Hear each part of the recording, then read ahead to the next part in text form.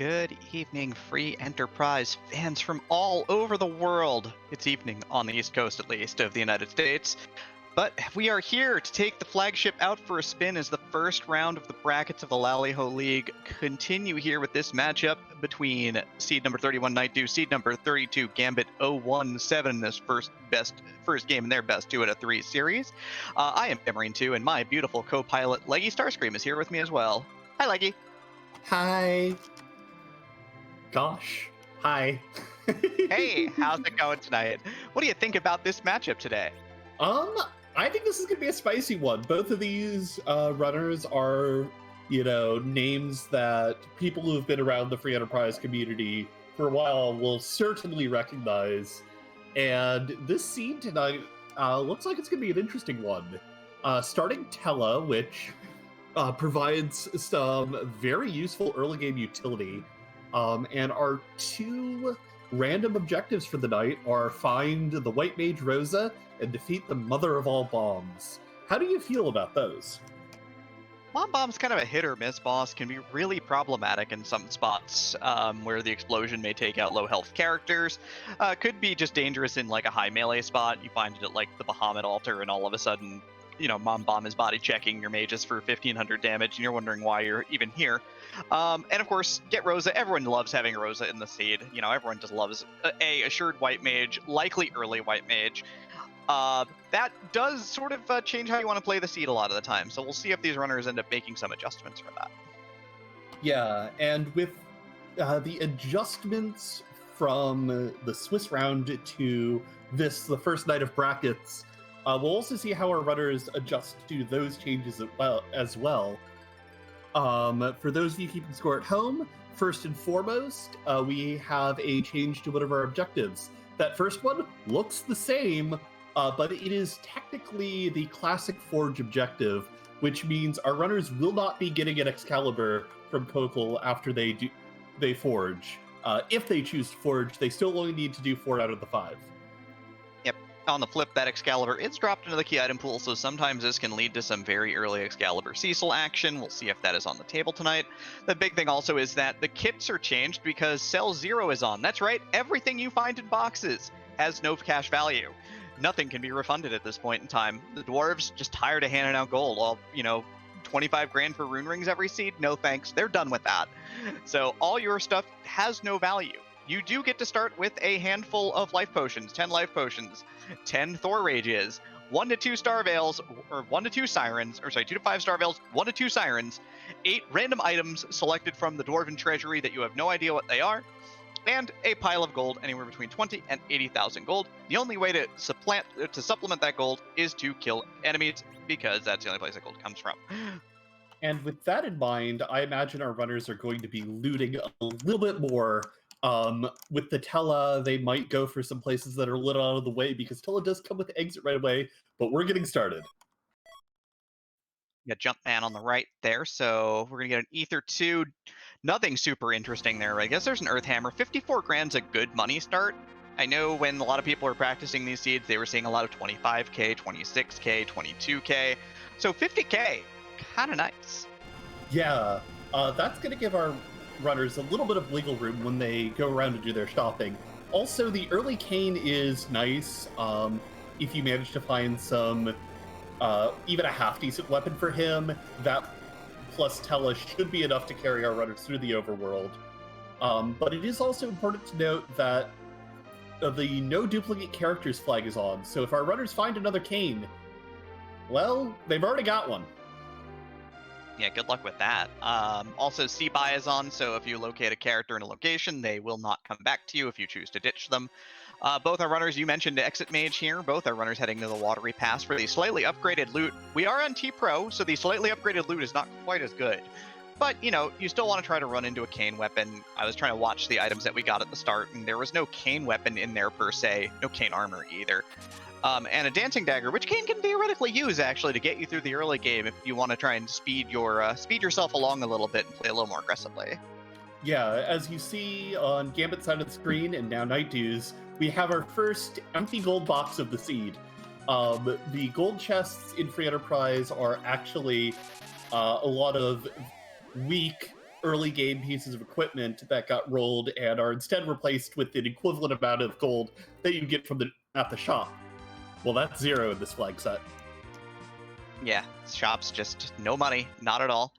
Bandana, bit of a strength helmet. We did see a Soma drop, so if we want to throw rocks with Tella later, we've got that option. Our runners are looting the watery pass a little differently. Gambit going for these sort of middle chests here, while in the back, Nightdew has gotten a vampire, Gambit's gotten a power staff, so swing weapon for Tella, but that's not ideal, honestly.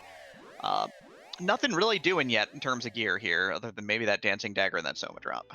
Yeah, looks like Gambit is going for the full loot, whereas Nightdew decided to skip that middle room. Is going to go up to Mount Hobbs a little faster than Gambit, though. And we'll see what character and what boss is up there soon enough. Yeah, immediately is going to flex over, put that dancing dagger on Kane, so Kane's going to be our DPS for this fight on Nightdew's side for sure.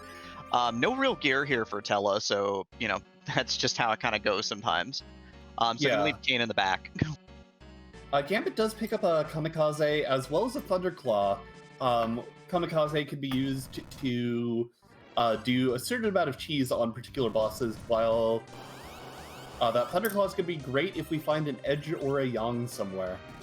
I think more importantly, though, we did start with an Earth Hammer in the initial box, and there's a Wyvern at the top guarding Sid, telling you, hey, if you want Sid, you're gonna have to pay the price as Nightdew dies in a fire. And of course, that price is 1 Star Veil. Which Nightdew got an extra one in the watery pass. So did Gambit. So yes.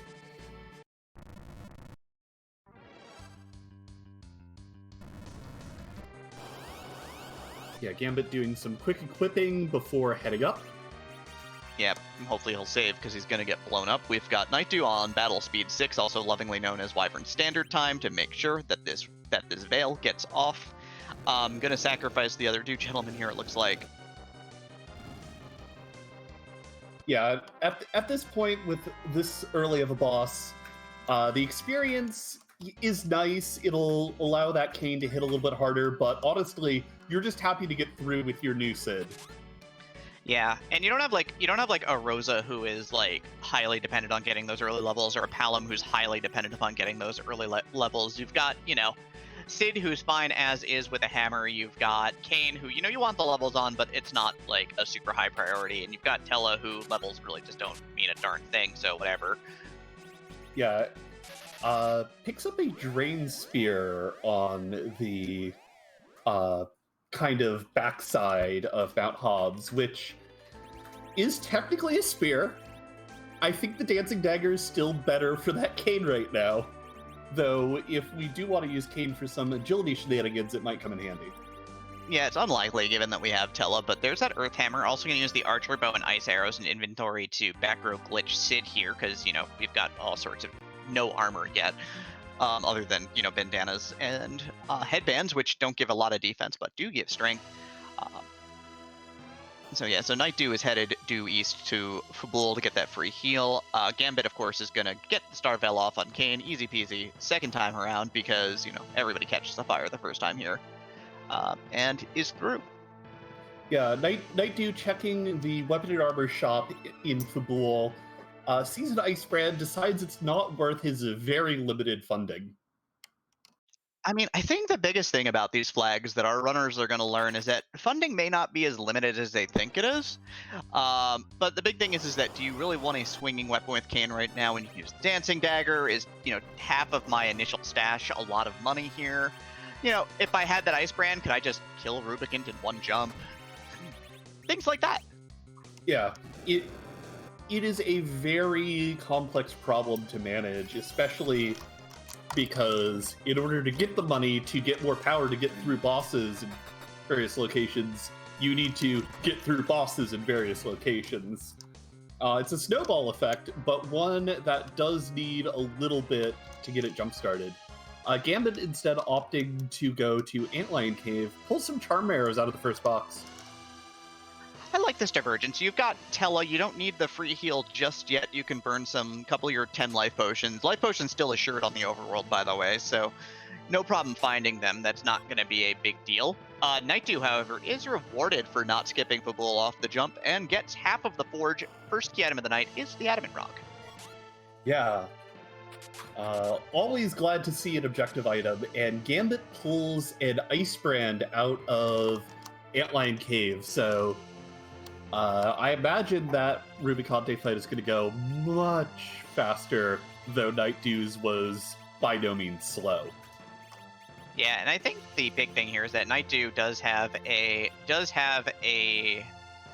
Ice Brand as well, which was received here in Fabul. So wholly irrelevant at this point in time for the fight behind, but knows now he doesn't need to spend the 26k, which is good information, certainly. Yeah, also in the back corner of Antlion Cave, we find an Ogre Axe, which is another great weapon for our Cid. Interestingly enough, programmed incorrectly in the original Final Fantasy, but that programming was carried over in that it has 80% accuracy instead of 60% accuracy like most axes do. This, of course, is great. It hits real hard, lets you use a shield. It's actually a real good weapon at the end of the day. Yeah. While Gambit does a little bit of equipping now that he's done some more looting, has some more stuff to equip, Nightdew is making his way through the Antlion Cave as well, making a beeline for this back room, which does have these 3 chests in it. And in this flag set where looting is probably going to be a major way that our runners are going to get going in this seed, I think he skipped a lot of the other chests, though. Yeah, I think he came back here for the save point just in case. But Wyvern, who is probably the most dangerous boss we can find in these early spots, is off the table forever at this point in time. Dark Elf, a little less scary right now, I think. Yeah. And with the weapons that our melee fighters have, this should, yeah. There's already the me change on Gambit's side after 2 swings. Yep, it looks like a little bit of a weapon differential here is that Nightdew is going with Hammer and Ogre Axe on Kain. It looks like Gambit has decided to go Ice Brand on Kain and Axe on Cid. Both have Cid back row glitched. So, small differences here. Both runners drop the Dark Elf at basically the same time. So Nightdew is basically up the Fabul check at this point in time, but we know that Gambit's not going to have too terribly much of a trouble with it, and both our runners are rewarded with a Leviathan Orb at the same time. Yeah, normally I'd be really happy about that, even without the Rydia, because, oh hey, that's a chunk of money. Unfortunately, that influx of cash is no longer an option in the context of this flag set. So that's just, unless we find Iridia, a straight blank. Yeah, people are noting, by the way, and this is a good catch, that Nightdew got through that fight faster because Gambit forgot to set battle speed back from 6 to 1 or 2 as preference allows, and ended up doing that fight far more slowly than he needed to. Gambit still looks like on the Fade Fabul plan. We saw Mega Sisters in the waterfall, not Dancing Dolls. Slightly different there. And the missed boss here is gonna be 3 Dark Imps, free boss off the table. Yeah. For one of the freest fights, especially with the free boss flag on. They are not technically coded as bosses in terms of the fact that they don't have the boss bit. So there's a multitude of status effects that'll just take them out. Yep, just fling an hourglass at their face and they can't do anything, and then the fight is over, basically. It's just a matter of taking them out in a way that is convenient for you. Do you hear the mighty ducks? I don't. I don't hear anything. Why would I hear ducks right now? Quack, quack, quack, quack. That's right, there's a Paladin here in the Baron Inn. The first boss, of course, is an evil wall going down very quickly. That first spot is incredibly weak. But the second one is some flavor of Mylon. If it's Mylon Z, the Earth Hammer does quad damage to it because the Earth Hammer is fire elemental ? But yeah, it's not the case. It's just Mylan and friends here. Gonna pop the Grimoire, and hey, look, it's our friends the Sylphs. Hi, girls. How's it going? How are you? You're doing good. You're doing great. Okay, And- maybe. And of course, Nightdew gets a full party heal for his trouble with that. See, perfect. Planned. That's not what he wanted. Not what he wanted, surely, but it's what he got. Yeah, the Earthhammer doing work, taking out that last ghast. Though those lit ones are hitting for a respectable amount of our characters' hit points here. They're hitting heckin' hard. It's over 150 damage from lit ones here.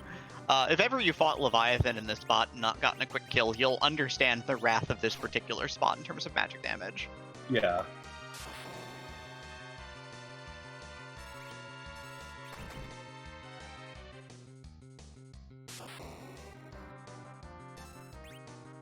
Yeah, it looks like both of our runners opting to use various AoE tools. Gambit throwing out a blizzard that he picked up. I forget where. Blizzard was, I think I want to say it was at the top of Antlion Cave, but don't quote me on that. But yeah, Nightdew gets through just fine here, spamming some Cure 2s and making it work, while on the flip side of the coin here, Gambit Sid is having a bad day. He's by himself. Tella not looking so hot. Yeah, and this is going to be a very important spot because not only is Hallam, a known very good character, but this is also the Magma Key, which means, one, this is a logical underground progression, and two, it's also not the hook route. Yep. We have a Siren to start, by the way. Do you cash out your Siren immediately? Do you go to Ordeals? What's the play here? I personally like going underground right away. There is that free key item there in the Fey March. And if I find a coffin, I buy one, and then I cash that out into experience, especially with that Palom now in my pocket. Because if I can get a few levels on Palom, get him up to Virus or Quake, then suddenly so many checks become so much easier. Also, loot's better down there too. So a lot of our runners, when they get the early Magma Key on these flags, or basically any flags that have scaling loot, are rewarded for heading underground and trying to loot a little bit better, especially because our team is still basically in heavy need of armor. Yeah. Whether or not I go immediately start looting underground when I find the Magma Key really depends on how I'm feeling about my equipment at the moment. But given how this has been starting off, given the loot we've seen so far, I would not be surprised if our runners did a fair bit of looting down here. Especially not having those rune rings to start. It's surprising, like, how good those really are. Like, for example, that Mylan fight on the Swiss flags would have been completely free. But here it's kind of rough because you don't have those rune rings to give your casters a bunch of magic defense and make the fight fairly free. Yeah, Nightdew finds that the dwarves have opened up a brewery yet again, and picks up 4 flagons of Bacchus wine. Yep, and a sorcerer's robe in the underside there, looting by where Big Chocobo is. So that's pretty awesome. That's a great piece of armor for Palom here. I guess Tella could equip it too. Yeah. Nightdew now giving us a look in the Tomra item shop. Does find coffins. Picks up a couple of those as well. Yeah, you'll notice that our runners are being a little more judicious with these buys, like 4 Bacchus wines, like maybe setting up to have to come back later, doesn't get an Avenger, 3 coffins. 3 is about the number I think you want anyway, but like you've got to be, you end up getting real judicious with your cash. But here comes those Sirens. There were 2 to start, and yeah, there's the first one. Gonna cash out and probably pop a coffin into this. This is not worth a ton of money. Oh no, Kane, you're bad at betraying Tella. What the heck? Sid just wanted to help. Kane's like, look, buddy, I know you've been having a rough time of it. I'll let you have this one. Yeah, maintaining Tella as an agility anchor here. 12 levels on 12 levels on Palom when you need 13 for Quake. Of course, 1 Siren is the greatest thing in the world. We'll see if Nightdew decides to pop the second or hang back here and hang on to it for later. Oh, he goes straight for it. Not even a bit of hesitation there.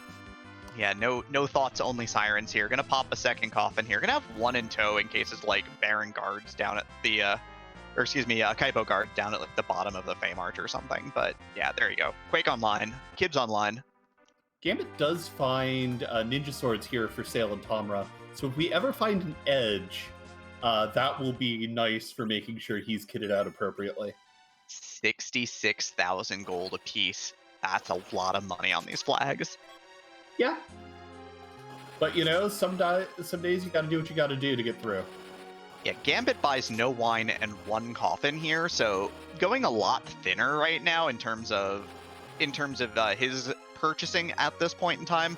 Maybe figuring he doesn't need the two coffins or might not desire to pop both sirens.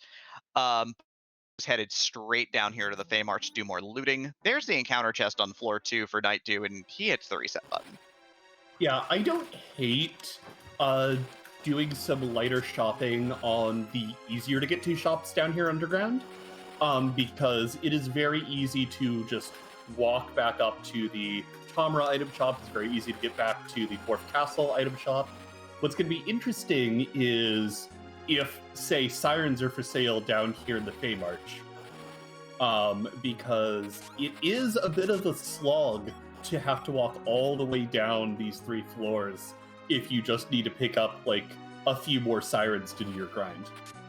I think the big thing is a lot of the times runners who are strong, it depends on what characters I think show up at this point. That's the tough thing about buying sirens when you're not complete on your party, is that you don't know if you've got like a big bruiser party with a Rosa at the end of this game waiting for you, where you need like level 44, where, you know, if you have 2 sirens, you just maybe turn on random encounters on the moon for your last, or something.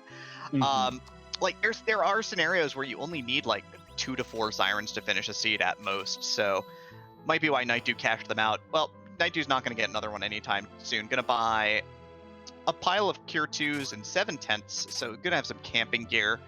Nightdew spent down to about 10 grand. I guess there's a cash infusion that comes up very soon. Dwarf Castle's worth a fair bit of money, so there is that. Oh, hello. Hey. That is a cursed ring down here in the Fey March, which I'm sure Gambit is very excited to see. I have to assume Nightdew is going to walk back around this way to do the looting afterwards. But the cursed ring, it basically says, hey, you need to do some agility manipulation? I got the stuff. Minus 15 agility sounds real bad at first, but dropping Tella down to like 2 agility means everybody else acts just as fast as the bosses, which is fantastic for getting through some of the most difficult bosses in the game.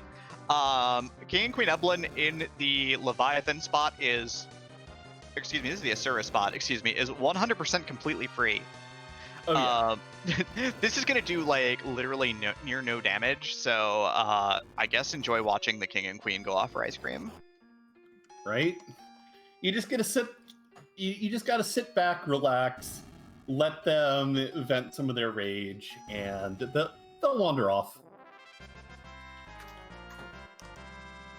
But that is also a vanilla Leviathan. That's not so bad. Like, you could do a lot worse than that. Yeah, like Leviathan in his vanilla spot, like he's designed for it. He's balanced for it. But that is a spoon for Nightdew. Not necessarily the key item I think he wanted to see there, but it is yet another key item towards that 10 total when your experience gets doubled. Yeah, so we're going to see how Gambit deals with this. Gambit is keeping Tella alive. He does have that cursed ring that Nightdew cast Exit and did not get. So Gambit doesn't care about putting levels on Tella. Gambit just doesn't care. Just wants to keep the kid alive at this point. This also means that as long as Palom's alive, he can cash out 1 Siren instead of 2 for Quake. Mm-hmm. Yeah, having this boss here to offer Gambit this nice influx of experience points is probably really exciting for him. Yeah, it's gonna get real interesting to see if this is the kind of race that comes down to like one siren, right? Nightdew won't have it, at least unless they're for sale in either Eblin Cave or up on the moon. So it's kind of interesting. We'll see if this ends up mattering. Yeah, and over on Nightdew's side, we're starting to see this Palom getting equipped up as an archer. I mean, I think it's just putting a bow on him because it's kind of just all that he had right now, and it's just better to kind of have a weapon just for consistency's sake.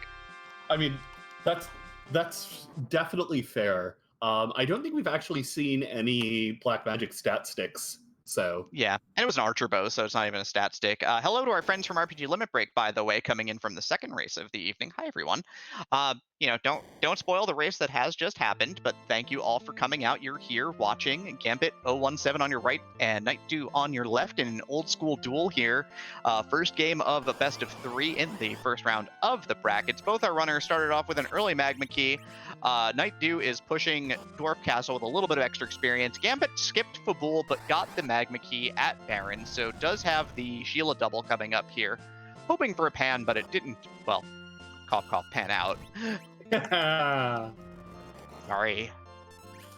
No, never apologize for a pun.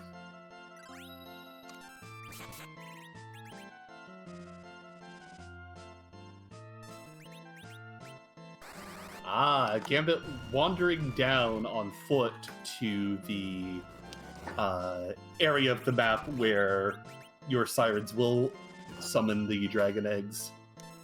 Yep, and then there you go, gonna cash out the one coffin, so you know that there's not gonna be unlikely to be a second siren cash out. It might happen, we'll see, but again, there's gonna be Quake on the kid right now, which is kind of the best part of this.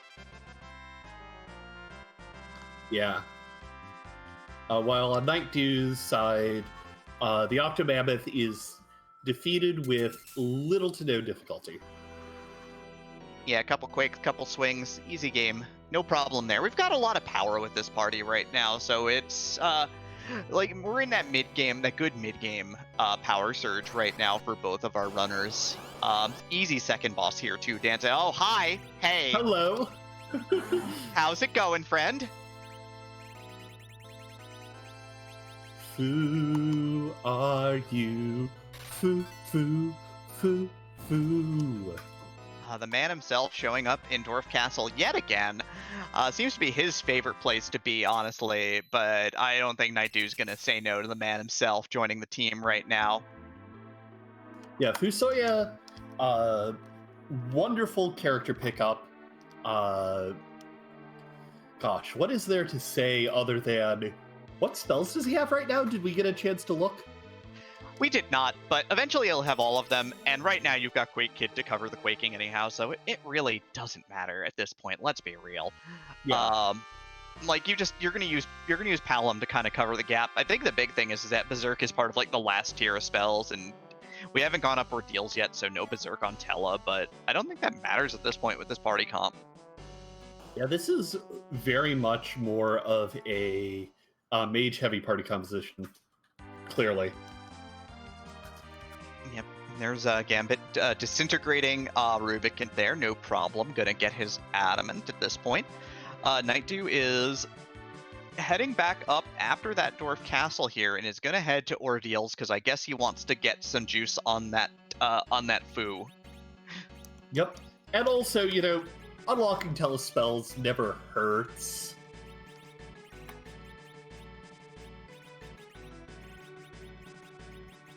Okay, there's an Elven Bow for Fu, so gonna put the Elven Bow on Fu for the casting stat. Sork shirt, diamond ring. Yeah, this is pretty good times, all things considered. Ribbon, Fu will be fine. And a twin heart from Sheila 1. Hey, that's required. Yeah, I hear that's a good one.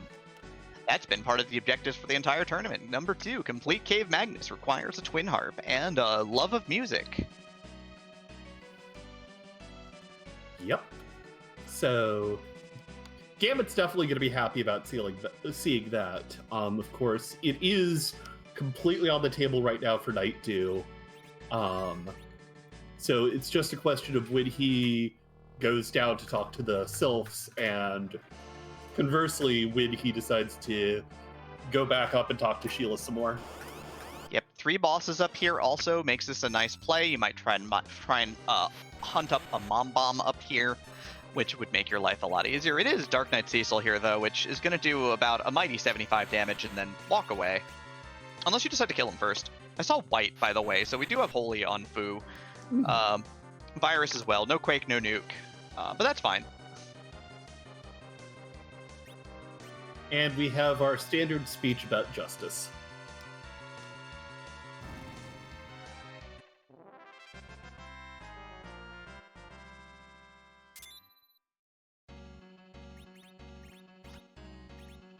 Thanks, Cecil. Justice kind of slaps. We're gonna move on.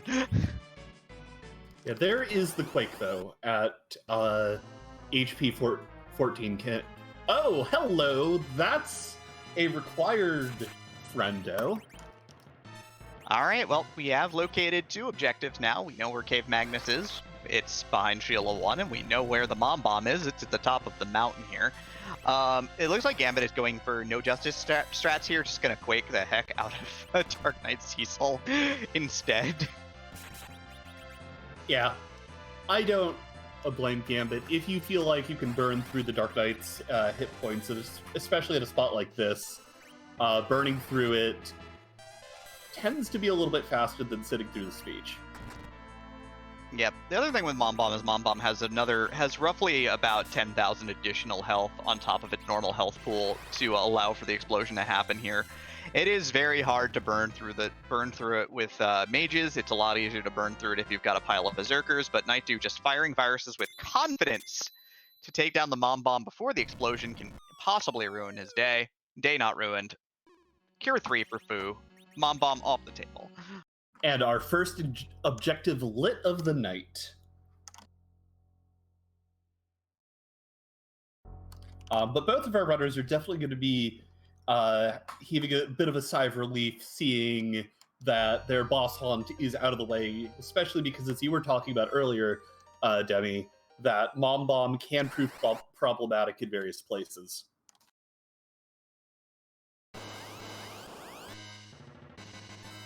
It is just a crystal helmet here, though, so we do get a piece of holy gear, but not the right one. Gambit, without the immense power of Fu, cannot just rapidly rip through this spot, but Quake Kid is getting warmed up right now, so this should be just fine. Yeah. The CPU here is not going to prove much of a threat either. The spot only has, 1,000 hit points total? Yep, and it ends up being 830 on the main orb and 85 on each of the small orbs for that total. However, of course, they're not actually flying, even though it looks like they're kind of hovering there. They are well within the range of getting swallowed by the earth, and they're gone. Not a lot of problems for these runners right now. Not a lot of worries other than, oh god, where's my next thing to do that's not the Fey March? Yeah, because we still have Vanilla Leviathan on the table. We've got Tower, with the top of Tower, the Dr. Luge spot. Obviously, Nightdew still has to do the Sheila check. Gambit has the Twin Harp check now, as well as doing Dwarf Castle. Yep, so we'll see kind of how the order of ops on this plays out for both of our runners here. We'll see if Nightdew decides to continue fighting boss spots because he is strong and powerful and good, or if he decides to grab a free check here and kind of move on and end up getting the Twin Heart, which will be a 8K joint for finishing that off.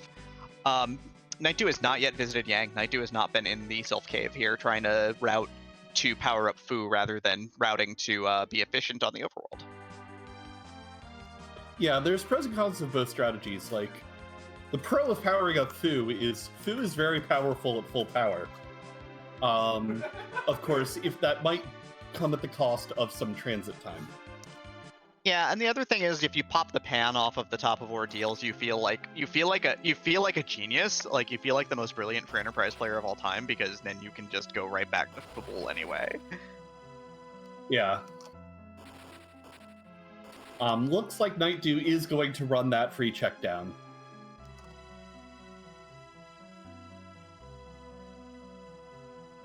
Yeah, we shall certainly see. I guess if Nightdew's going to turn this in, it's likely he'll go straight to play some Musica for us. But it looks like Gambit's flying to the east here and up a little bit. You know what that means? Yeah, I finally get to shut up for a bit.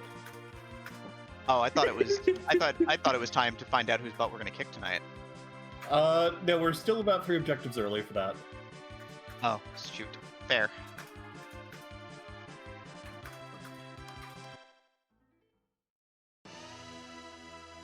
The other major difference here is that Gambit now having promoted Tella, while Nightdew had Fu. Nightdew has the Soma drop on Fu, and 200 MP on Fu is real important because that's 4 casts of Nuke instead of 3 before you can't cast Nuke anymore. Very handy for Moon bosses a lot of the time. Yeah, and Gambit has just used that Soma drop on the Tella as our runner. As he goes into Cave Magnes, and Nightdew gets his Twin Harp, and so I imagine will be hot on Gambit's heels. You know what I want to see here? Good music. I mean, other than that. No, what? I would love to see a Darkness Crystal here. Oh, that would be spicy. I mean, it would take that Vanilla Leviathan off the table. It would take Keyless Tower potentially off the table if our runners decide it's time to maybe make a Game 1 brackets gamble and head on up with their Fu and see if they're Sirens and go ham. That might be the plan. That'd be great. Yeah, and honestly, especially for Nightdew, who only has that Leviathan and the top of tower left, if I were in his shoes, I would go straight to the moon every single time. Gambit, if this is that Darkness play, might still go for Dwarf Castle, but I believe it's time for music.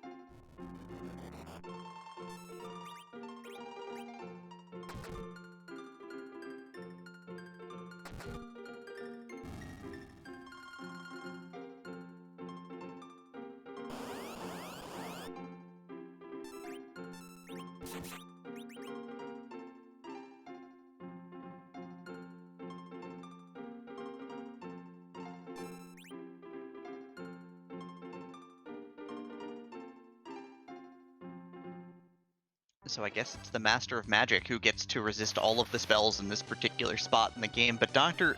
Luge is the boss here. The item was a set of samurai arrows, so a whole lot of nothing, but it is required. Yeah, like, you can never walk away from something being like, oh, I completed an objective, oh, whoa, we didn't get anything else. But this does raise the interesting question of where to next as Nightdew. I saw that nuke on Fu. Well, Gambit's gonna get Fu, it looks like. Headed to Dwarf Castle. Gonna go and heal up at the pot first, but is currently using Sid as the agility anchor and not Tella, wanting to kind of access Tella's spells for now. Nightdew a little bit quicker through that particular fight, starting a little later and finishing a little quicker. But, Yeah. you know, a lot of little efficiencies here. Mm-hmm. And right now, the difference between our runners is Nightdew is basically exactly that Dwarf Castle check ahead. Yeah, Nightdew's just kind of gained a little bit of time from a little bit less early looting and a little bit less early shopping to sort of just get a little bit of an extra advantage here through this seed. So, you know, again, maybe 2 minutes difference, 2:30-ish. Like, it's still real tight here. And Nightdew's got the tough decision of, oh goodness, what do I do next? Am I gonna go do Leviathan or Keyless Tower is really all we got on the table right now, because the key items, they're not flowing right now. Yeah, and Gambit's going to have to make that decision fairly soon himself. Though we'll see whether or not that extra looting that Gambit did early will start to pay off, specifically with regards to that wonderful cursed ring he picked up. And that is kind of the difference maker here, but again, Nightdew's just been keeping Tella dead, which is kind of the logical play here. You potentially get rid of Palom for a bruiser if the opportunity arises, and then you kind of run off of Anchor Tella, Fusoya, two berserkers, or 3 berserkers, and it's kind of great. Yeah, Nightdew is opting to do that Keyless Tower play, opting to take on the Dr. Luge spot before going back down to face Vanilla Leviathan. Yep, and of course, so we got a question from Naked Raptor. What's an agility anchor? So Final Fantasy IV in particular is really interesting in that agility is based upon, in the original game, everyone's agility is based relatively around Cecil's agility. So basically, characters go faster or slower than Cecil based upon their relative agility to Cecil. Having the agility anchor, because in the randomizer we don't always have Cecil, so it's our center character. So in this case, you can see on the right screen for Gambit, it's Sid. If Sid has low agility, then everyone else relative to Sid has high agility. And if it's high enough, then everything goes at the same speed, which is full speed, and the center character takes, 1 turn every 5 turns for everybody else.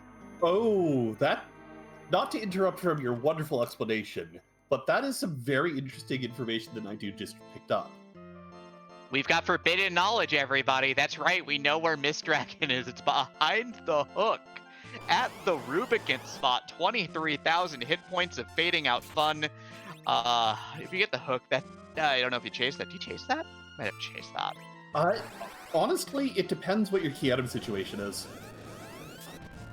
Because, like, if you get the hook and it leads to, say, like, the Baron key, which has Rosa and the Legend Sword, it might be hard required. You don't know until you chase it.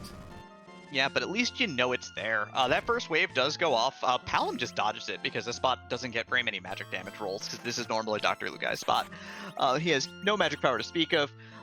So Nightdew's just sort of forcing his way, using Nuke to very quickly deal a ton of damage to to Kanazo to take the edge off of that first wave.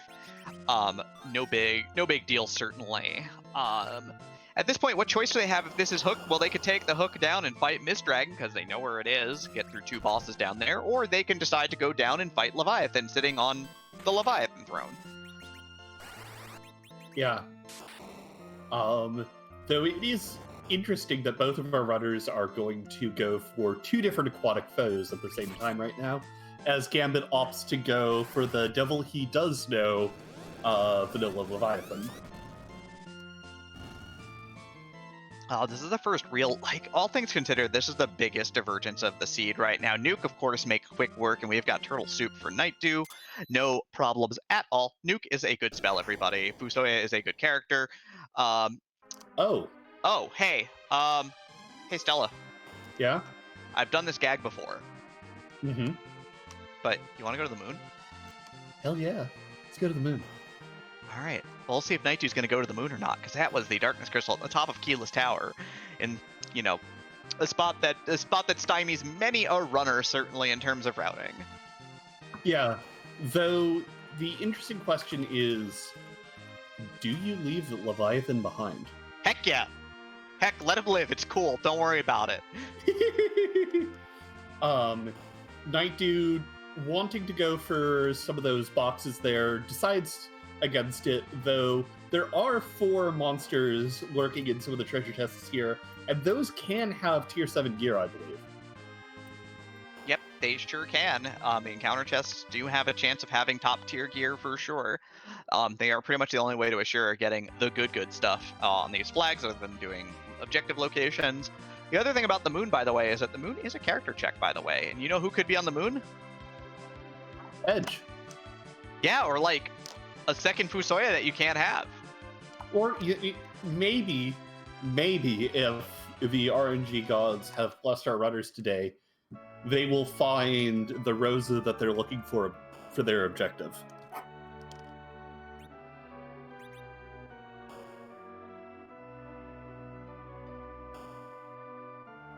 Yeah, Nightdew doing a little bit of shopping here, trying to, I think, maybe looking for life potions here for some grinding. Finding some cabins, gonna grab like 5 of those just to make sure he's got them for moon camping. Very useful to have. I don't hate doing the shopping trip before going on a big trip to the one place that hasn't been corrupted by capitalism. Wait, do you mean space? Yes. Only more so.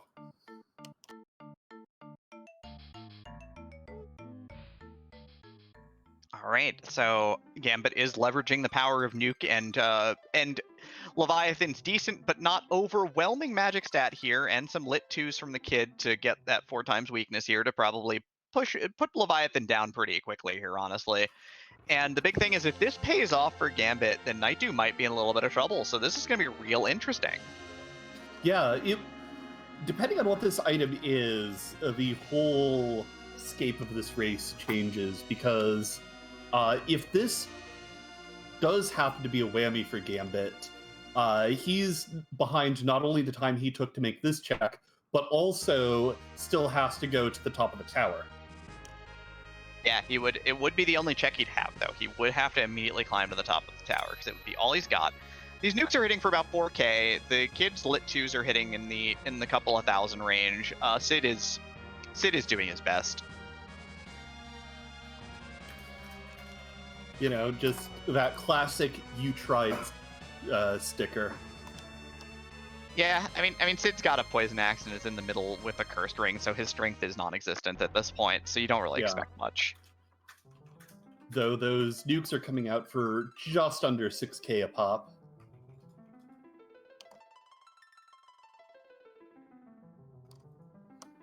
And Nightdew finds...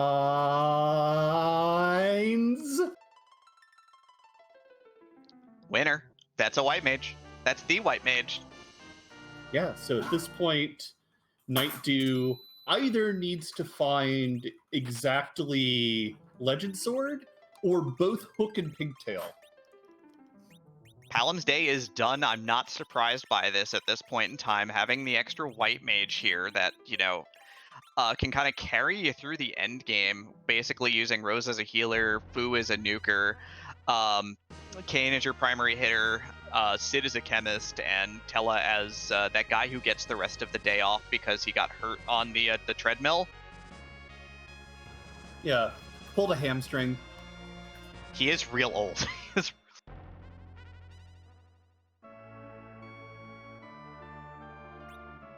But yeah,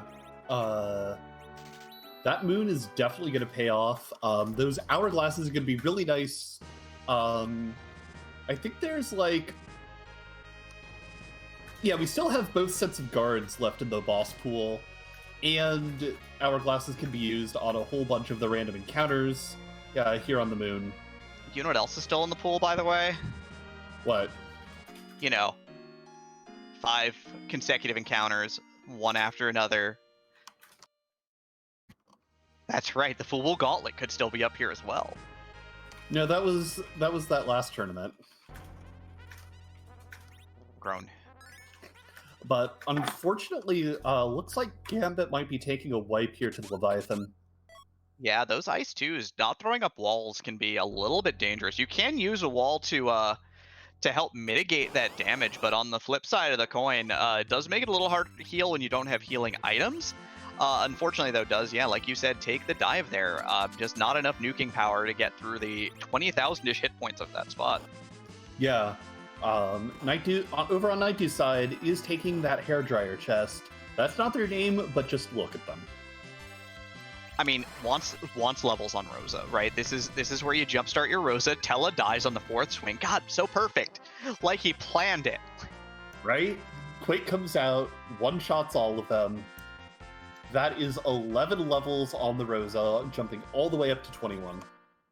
Yep, getting, importantly, Berserk in I think that's 20 or 21. So, importantly, getting Berserk more. That's an Artemis bow, which is great if you want Rosa to take some pot shots at things. I think Rosa's sort of committal to being a utility healer at this point.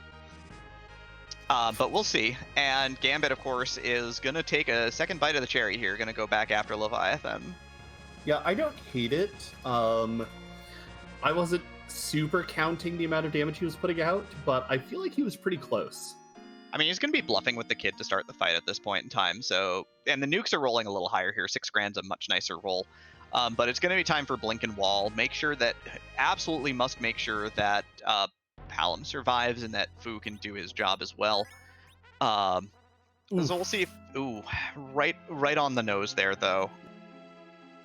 Yeah, that's like the absolute worst target you could have seen there. Yeah, and again, even with like Sork Shirt, stuff like Sork Shirts and Rune Rings and the like, it's just not enough against this spot. Yeah. Zerk Kane is doing about 1k per swing, just shy of it. And so that is some nice chip damage, and of course having the Berserker going is going to allow for a certain amount of pushing back Leviathan's turns. I didn't catch the boss there, but Nightdew seems terribly uninterested in fighting it. It looked like Odin. Yeah, it was Odin. Yeah, I saw a crown and a red shirt. I'm like, oh god, is that Odin? That's bad. That's real bad at that spot. Yeah. Odin at the Bahamut spot is not something you want to mess around with. Especially when you, say, gave up your black mage who has lit 2 and can do some good damage to that particular fight in exchange for a white mage, but greatly reducing your damage output on Odin temporarily. Yeah. Opting instead to go into the lunar subterrane, we'll see what directions Nightdew takes here. Gambit firing off another nuke here, 4680. Needs the Quake from the kid here. The Berserkers are doing, like you said, maybe 500 damage a swing each, so that's fine. There's the last Quake. The damage done is a little bit better this time. The survivability is a little bit better, a little bit less loose with the healing there. Or a little more loose with the healing there. Lets it rock. And what does he get? If this is a Legend Sword, we got a race. It's a pan, which is a good get. Like, we know now, if this is the Legend Sword, if this is a Legend Sword and no other rabbit holes, Gambit's gonna get go mode off of the top of tower and then going up to the moon. If this doesn't have the Legend Sword, Gambit's still in decent shape because the pan's a big deal. Could get him other rabbit holes that could get him go mode as well. But if the Legend Sword's down here on the moon, deep in the lunar subterrane, then Nightdew's gonna have a huge advantage. So it's gonna come down to whose end of the coin toss ends up paying out here. So let's see how this unfolds. This is gonna be real interesting. And of course, there is the very slim, arguably infinitesimal chance that, well, not quite, but a very small chance that this pan leads to, like, Legend Sword and Hook or Legend Sword and Pigtail, in which case, well, in that case, the moon becomes the world's biggest rabbit hole. However, Gambit's not chasing the pan immediately. I am real interested in why he chose to come up here rather than chase it. You just wiped out to that fight. It took you 2 tries to get it. I'm real interested in his mindset here about why he still wants to cover Keyless Tower before moving on. Yeah, especially, for all he knows, the pan could, actually, even for all we know, the pan could lead to the tower key. Could lead to the tower key. Could be a duplicate Rosa. There's some options, certainly. Speaking of the Fabul Gauntlet on the moon, Fabul Gauntlet located at the White Spear altar. So big money, no whammies here. This is actually not the worst one to find either. Yeah, Gambit getting his Turtle and Mist Dragon knowledge. Yeah, Turtle gonna be no big deal again. Gonna use probably similar strats that Nightdew did, firing off some nukes with Fu and just microwaving all of his problems. It looks like Nightdew is trying to conserve MP on his Sage there, as he's just letting Kayn hack away for about, anywhere between 600 and 1500 a swing. Yeah. So Nightdew takes down a fight, goes on, is basically just going to cash those hourglasses out. Yep, gonna stop this, hit it with the weak, and then hit it with hopefully an arrow for 10 damage. Sadly, only one. Yeah, weak sets a target enemy's health between 1 and 9 hit points. So you do need to hit for, 9 technically to assure a kill. Mm-hmm.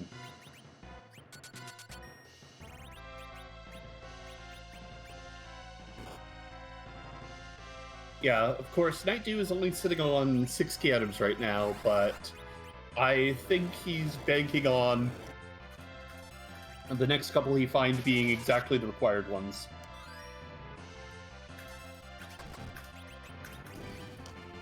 Yeah, it looks like Gambit's done a ton of damage to this Kainazal already and stopped the first wave. It stopped a lot of the damage from coming out, so I'm gonna raise the kid. Not too worried about Tella here at this point, honestly. Gonna use Papa Thor Rage to stop the underwater assault here.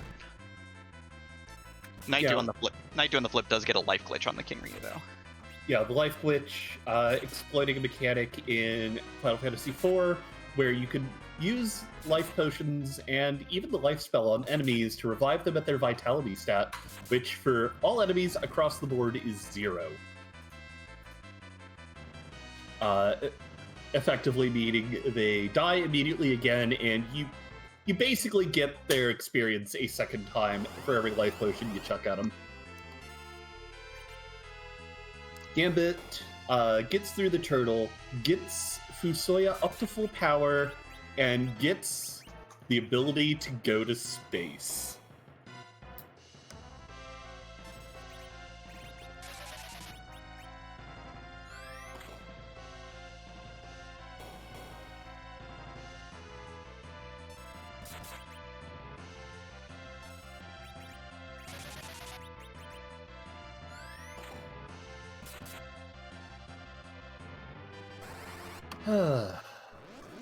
So it's going to be interesting to see what Trigger here is holding.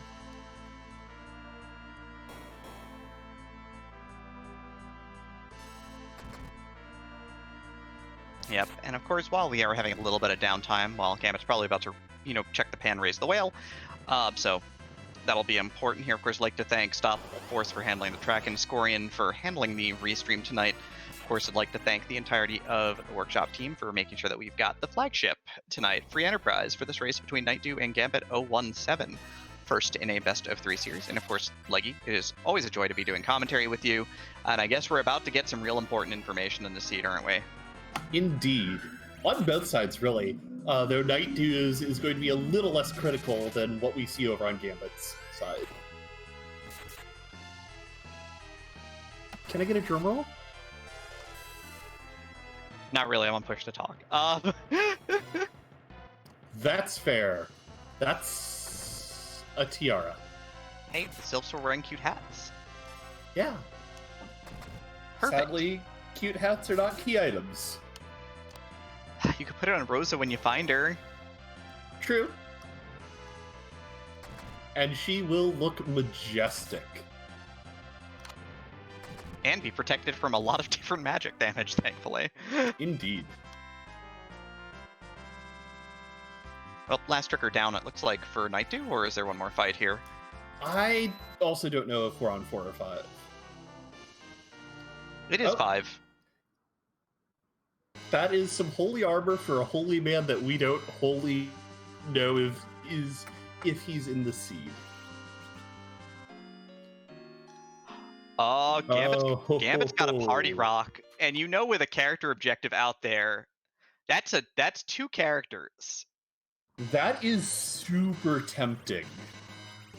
Like, not knowing that Rosa is up there on the moon, and also being in the space where you need either exactly 1 or exactly 2 key items.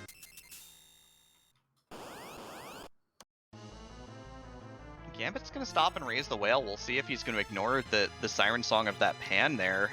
This is real interesting. Yeah, it does go back for the ribbon room, and you always hate to see snake arms on the moon. Vigen is not a fun boss spot in anywhere that's remotely nasty. Yeah, it drops the battle speed to 3 to make sure that Quake can get off from Fu to get rid of the arms as quick as possible. Can use Blink to mitigate a lot of the physical damage in this spot. And it's going to Zerk up the boys because, even though they have no weapons yet, physical damage is still pretty good. Yeah. Getting those blinks out because Vigen will put out physical attacks. But yeah. On the one hand, at least the arms eat a certain amount of the HP from this spot, which is fairly heavy because this is where the deluders are in vanilla.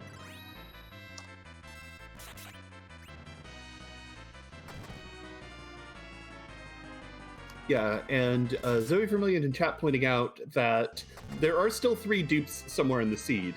I don't think we've seen any of them yet. We certainly have not. Arms recovered here. Hourglasses for Gambit. Did he buy any? It looked like he declined. Okay, so not going to take any hourglasses here. He's going to get Rosa in a sec, though. He's going to go over probably to he's got to head over to... Got Gabe Bahamut, got the lunar throne here, so both are options here. Is going to check the character, so is going to get his Rosa. So a lot of it is a lot of it's going to come down to is it Earth Crystal or not for Gambit potentially here still, even with the situation the way it is. Mm-hmm. He may or may not have decided, okay, I just want to go up. I want to see what the shop is. I want to see who the character is, because if it's not Rosa here, I'm going to follow that Earth Crystal advantage. Yeah, I mean, he doesn't know it's an advantage, honestly. He doesn't know that Nightdew just completely ditched Leviathan forever back on Earth, so we'll kind of see how this ends up playing out.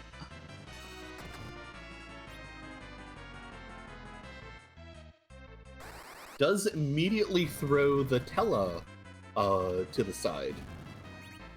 I mean, that's kind of an understandable play because he's got a cursed ring and he can go reflect strats, grind this party and have 3 spellcasters at the end and cursed ring up the Sid as the anchor instead. I kind of like this. Mm-hmm. think both runners are sort of in comfort comps right now, right? Like, Nightdew likes having the couple of physical hitters, even if they're a little bit subpar. Gambit's real heavy on the reflect side, using Sid as an anchor, because Sid can stay as an anchor for quite some time. Yeah, I like what both of these runners have done. It's very different. Both of them are pretty great, and Gambit is done. Gambit is still going to chase the Earth Crystal, so he wanted to get the character check out of the way. And I guess he's going to bet it all on the Earth Rock here, as opposed to whatever Nightdew's about to get out of these two chests from the Ribbon Room. Again, Legend Sword still at large and would give one of these runners immediate go mode. That is a post-forged Legend Sword. That doesn't count. I don't think that counts. Nah, that has no value. Silent Staff for Rosa, I guess, is fine here, but Nightdew threw two bosses on the moon here, leaving Odin behind. We've still got the the Masamune altar, Murasame altar, Crystal Sword altar, and Bahamut spot. Yep. Gambit going to go straight up and let us know what we've got going on up the Tower of Zot today. Yeah. And again, we are like, it is interesting if Gambit gets either Hook or Pinktail here. Hook would give him access to possibly going and doing this dragon, which again is another kind of chase this earth chain down to its limit. Nightdew again still chasing the moon. Third boss on the moon on deck. Let's see who's here. It is. Hey, Bahamut decided to hang out underground, kick back, watch some football in the basement. Having some drinks with Ogopogo. I mean, okay, that's probably hockey then, given that Ogopogo is everyone's favorite Canadian sea serpent. Indeed. Kane gonna get off a jump here. Doesn't look like super interested in full-blown damage racing here. Casting a bunch of walls, so 3 walls are gonna go up. We've got one on Rosa, we've got one on Kane, and Fu walled himself, which is gonna last the longest. Also, Rosa's got a ton of levels and can cast wall as well. Okay, this is grand. This is exactly what you want to see. Yeah, like, all of Nightdew's party members are high enough level that, they've got the MP to just throw out the walls. Tella's dead, oh no.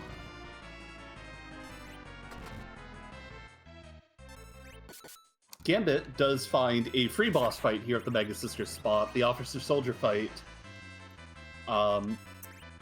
Once again, we have a boss that is not immune to various status effects, and if you take out the officer in the back, the 3 soldiers will start hitting themselves. If you take out the 3 soldiers, the officer will just run away.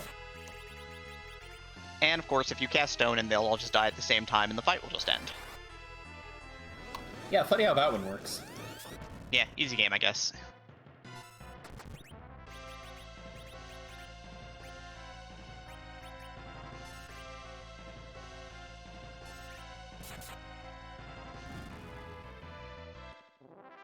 Nightdew doing a little quick wall checking here.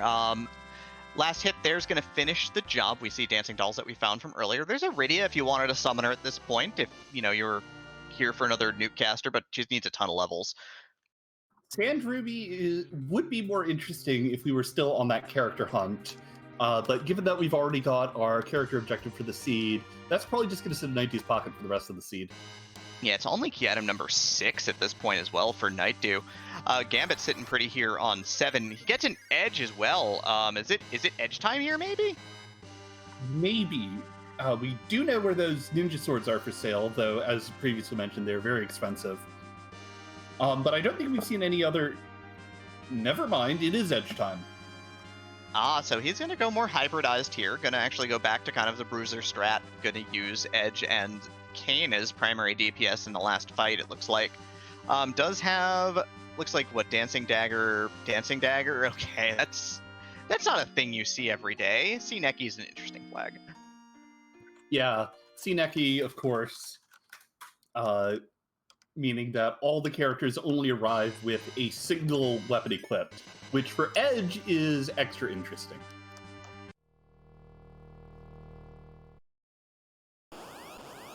Alright, Gambit is gonna fight off, looks like Pale Dim. It shouldn't be a problem at this spot, obviously. Nuke's a good spell, right?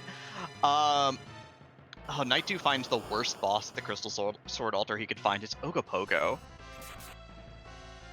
Yep. That big wave coming out, taking away half his party's HP as Pale Dim immediately starts crumbling. Though, Nightdew's probably grateful to Ogopogo for taking out Tella there. God, Tella's dead yet again. I can't believe this. Rose is now healing for like 1500 a cast on everybody with Cure 4 though, so Nightdew's lineup is very online right now for doing damage. It's just, God, I wonder what he would give right now to get his hands on like a White Spear. Yeah. Right? We'll see what Gambit's item is momentarily, and that's another blank. We're going to the moon, baby! Moon's required! Where are all our key items? They're probably behind that Odin at the Bahamut spot, because heck with you all. Sweet Christmas. We'll see if Gambit decides to go top down and maybe get rewarded. I don't know. Things are getting wild here. That was all pure rabbit hole. A whole lot of nothing. Garbage. I have to say, I really want Gambit to go for Odin. Yeah, I mean, he also ditched the Black Mage there, but he did it for Edge, but Edge has no levels and no weapons. Edge does have a Thunderclaw, though.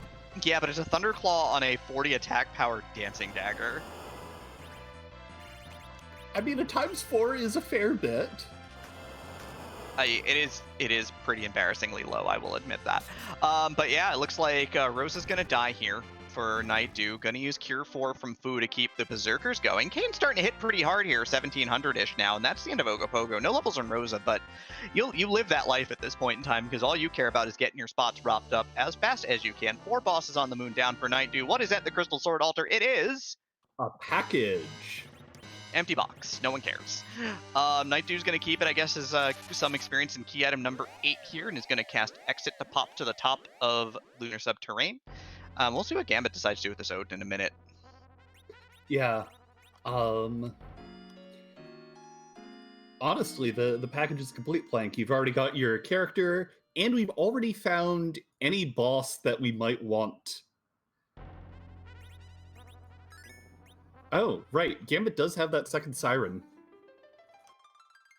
I don't think he bought the hourglasses though here, unless he grabbed 10 of them and we missed it. He's got 1 in his inventory. Okay. Yeah, he's gonna pop it here. He bought that single hourglass on the second trip up. All right, got it.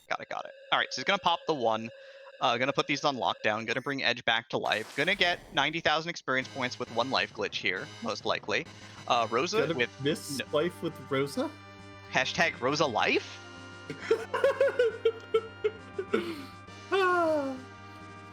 Look, I know we got rid of Tella recently, but we don't need people missing life glitches in honor of him. was just going to raise up Edge and just whiffed.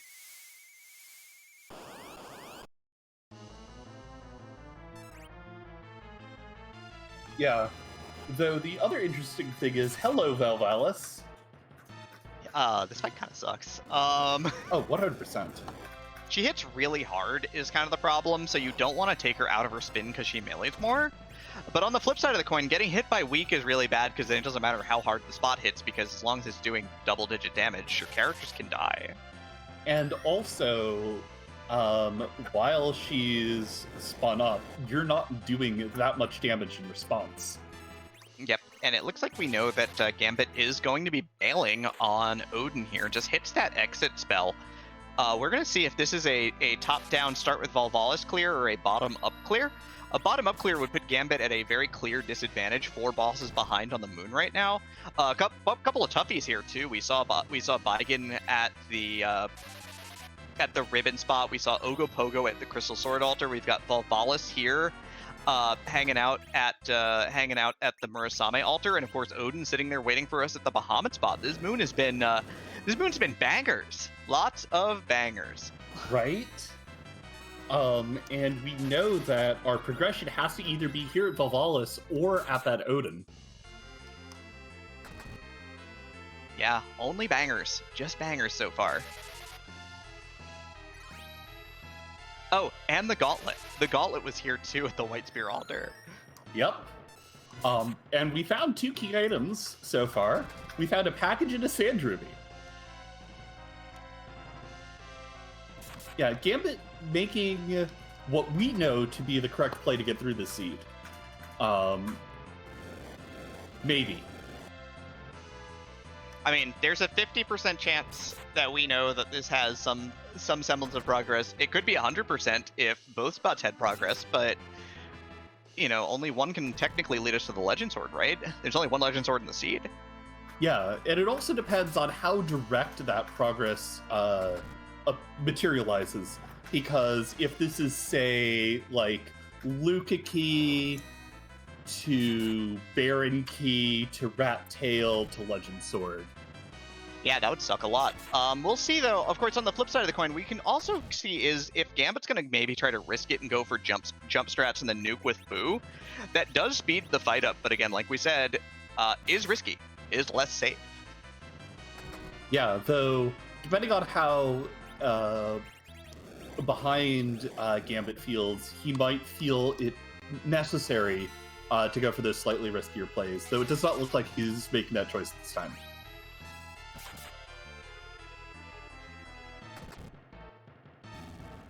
It looks like both our runners are on the safe, steady plan here right now. The big other thing here for this fight is that Gambit's got fewer levels right now, so this fight's just generally going to be slower from his standpoint, but hopefully with an exchange of faster levels or faster fights later.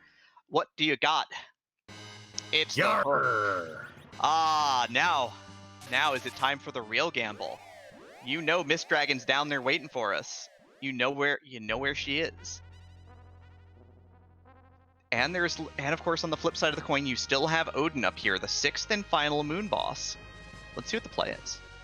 Yeah. And like, I have to imagine that Gambit, upon seeing that hook, decides to keep going because he just does not have the rest of the information that Nightdew does. It's real interesting, of course. It's like Gambit has not really made a gamble yet. Like, he didn't hard chase he went up Keyless Tower before hard chasing the pan, which turned out to be nothing. It turned out to be an Earth Crystal into 0. Like, do you take this hook? You know he's not interested in doing Odin. He left already. He doesn't really have the levels for that yet. If he wants levels, the best play, of course, is to go to the bottom, but the only boss that's easy down there is Bahamut, and the rest of them are all bangers or the Gauntlet, which is the only slow thing Nightdew has done in, like, the last 20 minutes. Like, it becomes real interesting because if Gambit gets to this fight, because he's got Blinks up, Blink is a great spell, going to protect from all of those physical attacks, so should be just fine, right? It's just, this fight's gonna be a giant slog right now using got Anchor Sid, who doesn't hit very hard, double Dancing Dagger Edge doesn't hit very hard. Nightdew sparing no expense is just hitting the Bacchus Wine instantly. Gonna cast Slow here. Likely to nuke with Boo to get time rather than cast Lit 3, which is slower, has a cast delay. Yep, and Nightdew doesn't have the pan information at all, and so Nightdew's just in great shape on that front because he's never going to get that pan information. Yeah, because it leads to nothing unless, like, there is a possibility that if there is some sort of, like, very long chain that falls from one of these items, that Nightdew's like, I'll just see what's a Leviathan, and then... But the odds of that are very, very low. Yeah, things will get real interesting for sure. Also, the tough thing, and I'm going to say this because I am a racer of this game as well, even if I haven't run recently, you got to remember that Miss Dragon was there. That is the tricky bit. Yep. You don't know if these runners are going to remember or not. If they forget that it's there, that could be really problematic if the hook is your progress, but let's say Nightdew gets an item here and then forgets about the Mist Dragon, then ends up doing Leviathan first, getting a whole lot of nothing from Leviathan. You kind of see where this is going, right? Yeah. It's all going to come down to, one, how good our runners' notes/memories are, and two, as with all races of free enterprise, just where the key items fall. Nightdew That for drops Rat the hammer. Tail. And so that just goes with the hook instead. Probably the best thing Nightdew could have gotten here, all things considered. Hey, you can't do that, Rosa. Well, you haven't been up Zod on your side. Gambit's can. Gambit's Rosa knows exit.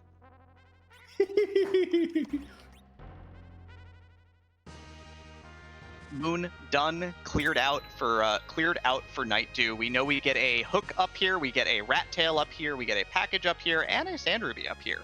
So 4 key items. We know that the pan leading to Earth Crystal leading to nothing was on Earth at Leviathan. And again, it's all going to kind of come down to it now. It could all be behind this Mist Dragon still. Indeed. But I imagine Nightdew, before anything else, is going to go see what that rat tail has to offer.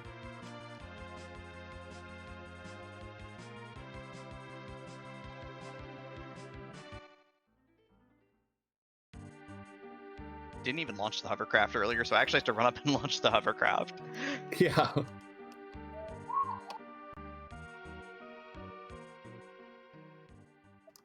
While Gambit is still slowly chipping away at Valvalis' hit point total.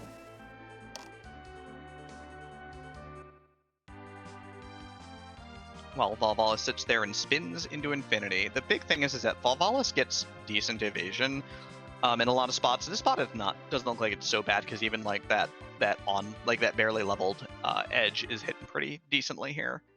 But like there is still a damage reduction. Like, I always forget the stats for the spot. So like having extra levels is a bigger multiplier for the Valvalis fight than a lot of others as well. Yeah. That's a Baron key from that rat tail. That's 2 key item checks. That is the Baron Throne and the King at the top. So we've got the true throne at the bottom and the King at the top. Gambit gets the hook. There's still 5 moon bosses for you, Gambit. What's the plan? Casting Exit, I don't blame him. All of his party is at single-digit health. Every single one's been hit by a week. Yeah, if nothing else, he needs to heal up here, so I don't think that's decisive in terms of what he's doing. It's just a decision in terms of, oh god, I need to heal. But yeah, he could have run down to the bottom if he wanted to heal at the bottom if he had camping supplies. Which he might, and he might have just been like, well, I could run down and use them, or I could just exit out, waste a little bit of time, but preserve that piece of camping gear. Nightdew picks up a Gungnir Sphere from the Baron weapon shop. I would have that low accuracy wants an accurate weapon for Kayn. Gungnir Lance does have 90% accuracy, so not much of a concern about damage consistency. It's a much more consistent weapon, even if the strength is like 10 less than the Rune Axe. Gambit goes back in. Gambit did go up to heal. May not have the replete amount of camping gear that Nightdew did, so Gambit's going back down. Gambit's gonna clear some bosses down here. Gambit's gonna get a lot of bad news in a very small span of time here, I think. Well, hopefully it's a small span of time. Some of these bosses can prove a little trickier, and that gauntlet is still 5 fights. Yeah, Granted, it's a barrel of experience, but that is not a logical progression. Yep. I mean, Nightdew finally got to 10 key items with that Baron key. Not that Nightdew is probably interested in grinding at all anymore. I think we have more than enough levels to take on Zeromus with these parties, but it's going to be real interesting to kind of see how this plays out. Yeah, moon bosses are a completely viable grind option.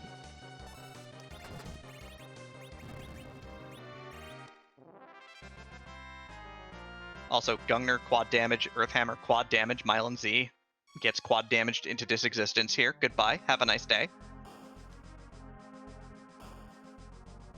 Haha, Mylan go squish. I see that we're playing Mylanana here. I couldn't pull that one off, I'm sorry. Don't mind me, everybody. I appreciate your effort. My failure will be duly noted and written in the book. Yeah, the Book of Cute. Anyway, Gambit finds the Baigan, which is again, not something you want to see here. Baigan does get some early swings off, takes out that edge right away, but the queen comes out to take out the arms and doesn't quite make it. Doesn't quite have the power for it. And of course, the thing is, Gambit had targeted that edge with Berserk right as Edge got tagged by Baigen and erased. Oh, hey, it's Cecil. Hey, it's a little late for Cecil, sadly. But replacing the Tella, I guess, wants a slightly better agility anchor.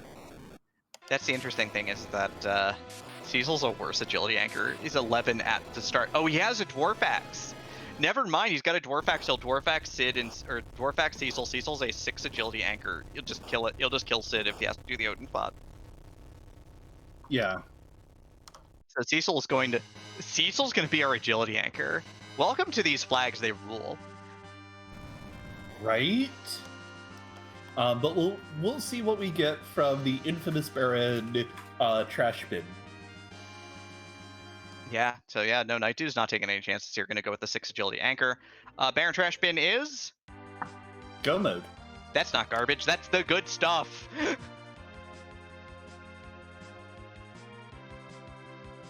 It's all behind Hook and Rat Tail on the moon at the top. Gambit's down here at the bottom of the moon, which we know is unfortunate, but you know, he was looking for boss density, maybe gambling that Nightdew skipped this gauntlet, which we know he didn't. Yeah.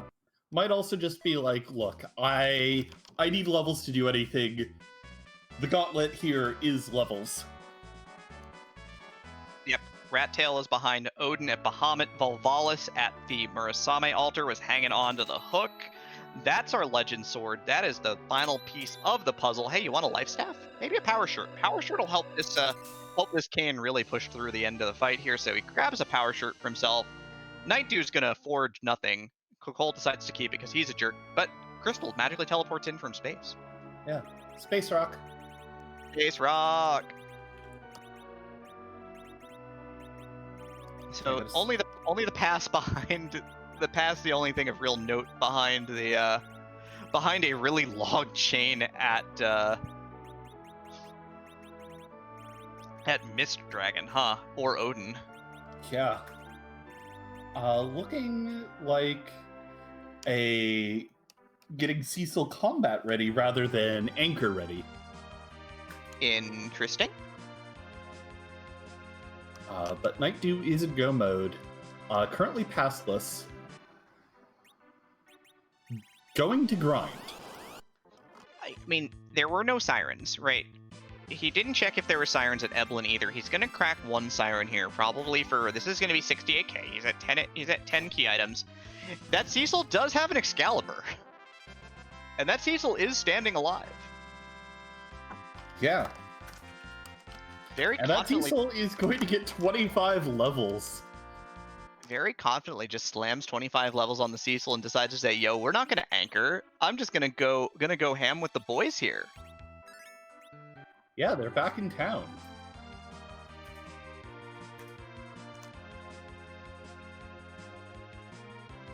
I mean, Cecil and Kane Forever has been sort of the story of these flags a lot of the time, so. Mm-hmm.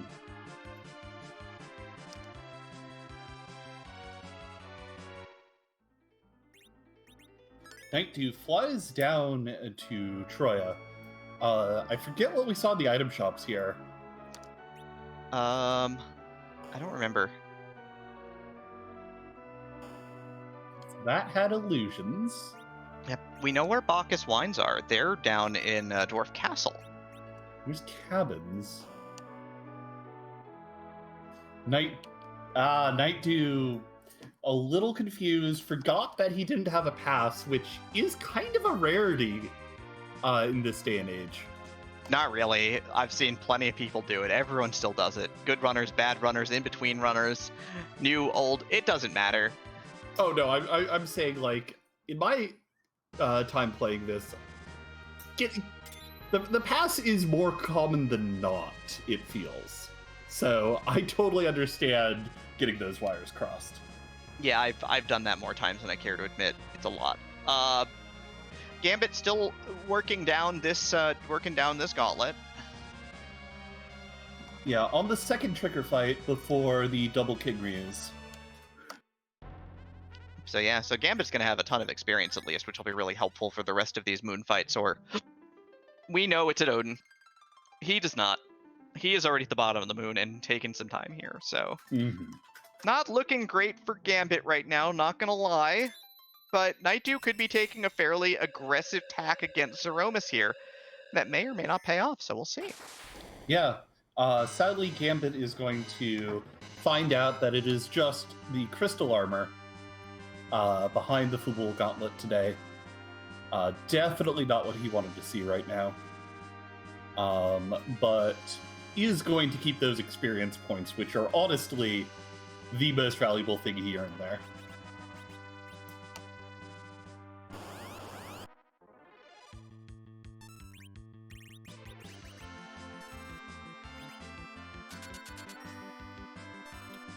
Did Nightdew have another Siren that I missed, or did he just luck into the Double King Ryu on this floor? Hey, when you're good at free enterprise, you can apparently make this fight show up. And he had one more siren. That's fair. Wait, no. Wait, people are both saying that he popped a siren and lucked into it. I believe that Nightdew could just walk up and make the magic happen, even if it's not actually possible just to walk up and make the magic happen. Look, if anyone can make that magic happen, it's Nightdew. I mean, look, when you've been running this long enough, sometimes you can just manipulate fate into your advantage here.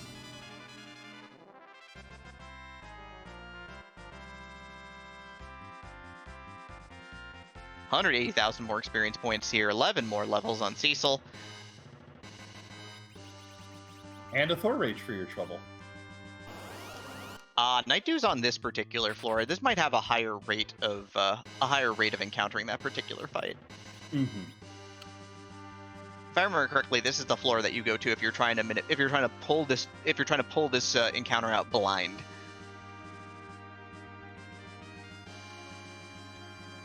Where it's not all the way at the bottom of the encounter table, but like in like two of the moderate slots, and there's a couple of a couple of times that it shows up in the encounter table, so you've got a good chance of actually making it work. Yeah. Well, Gambit is working on taking out that Bahamut down watching hockey in Ogopogo's spot.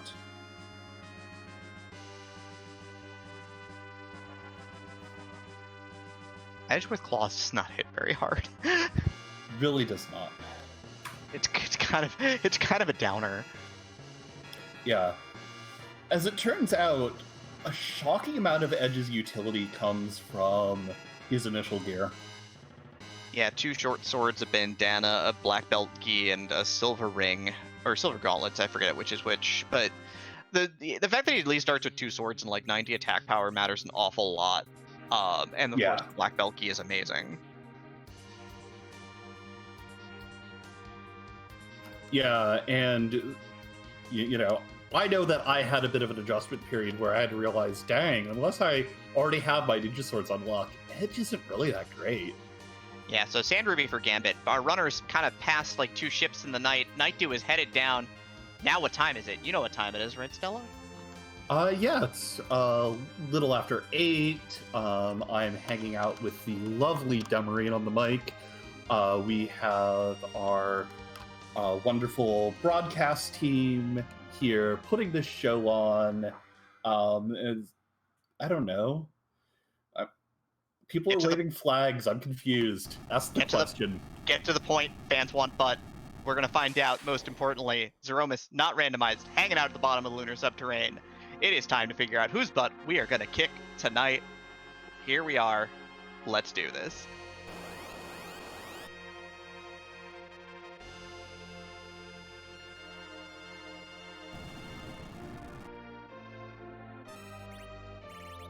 All right.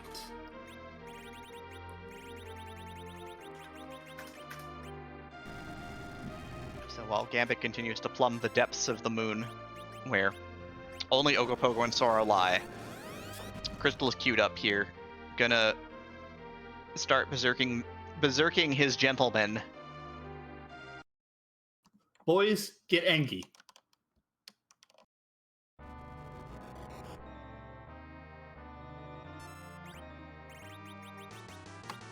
Oh, I'm flattered. Hey, it's you. I'm the final boss. I'm leaving.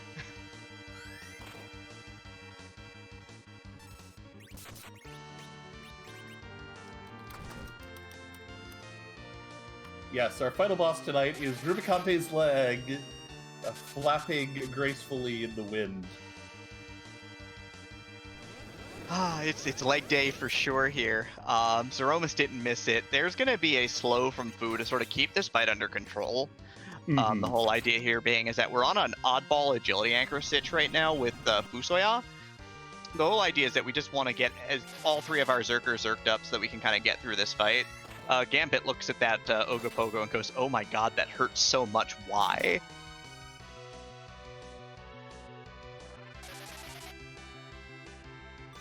But yeah, looks like Nightdew's got the three gentlemen working here, gonna hit Sid with the Cure 3 just to keep him up. The first Big Bang is gonna get nerfed, so the damage is gonna get reduced from a cap of a little bit above 2,000 damage to a very manageable no more than 1,200 damage. Yep. And as we can see, Nightdew's party is high enough level that no one is going to take away from that no matter what. Yeah. And gonna cast Cure 4 with Rosa with a pile of gear, Life Staff, Sork Robe, you know, the whole nine here. Just gonna casually heals the entire party to full here, and lets the Zerkers zerk here. Even Earthhammer Sid chipping in 1,200 damage. Gambit pops a Grimoire. Mist Dragon, probably not what he wanted to see here, although with the character's health, that at least is gonna hit decently hard now. Yeah. Nightdew is throwing out about 7k damage per round, and with Zeromus sitting... gosh, I forget Zeromus' maximum HP total because it does the weird refill thing. It's 61,000, but yep. Zeromus isn't even sitting. He's standing. Look at that leg that he is standing on. It is glorious. Indeed. But yeah, this is fairly standard Berserk strats with Fu here to support and throw out some slowdowns, and Rosa just on the Cure 4 spam. Yeah, gonna use the slow here to nerf the second Big Bang as well, just for safety's sake, really, because the big thing here is Cecil with an Excalibur does a ton of damage, so you just don't want Cecil to die. So if you successfully nerf Big Bangs, then Cecil will be a-okay fine, because, you know, again, cap of 1,200 damage. And of course, if Cecil dies, it's a pain in the tail getting him back up and then having to reserve him, and you don't want to do all that. That's a lot of work. Look, Cecil's just swinging for like 2,600 casually, at level 40. Yeah. Like, Kane is doing as much damage as Cecil with almost better gear and more levels. Yep, and now Nightdew's going to go for a re-nerf here, because it looked like there might have been the refill of health. So now channeling Nuke instead for that sweet damage, which we all love, and going to queue up the Cure 4 on the group preemptively just to make sure that there's some healing coming out immediately. This is generally a pretty smart strat, rather than waiting and targeting, because you could leak ATB ticks and then not actually get the Cure 4 off in time. Yeah. But yeah, Nightdew showing a masterful command of the Zeromus fight, which in the worst case can even get the most experienced runner if things start getting out of hand. Yeah, for example, like this Big Bang cleanly nerfed, no one dies. You know, if it wasn't properly nerfed, that could have been the end of Sid, and it could have been the end of Cecil as well. That's no good. You don't want that. Like, that's just the bad outcome. Instead, it's just a clean nerf, no problem, nothing to worry about. The chainsaws are still revving up and rolling. Here comes some victory fireworks for Nightdew. Under 12,000 health to go here. This should be the end of this fight in short order. Indeed. We're looking for the crack and the bang and the flash. And that will signify the end of Zeromus and signify Nightdew's victory today.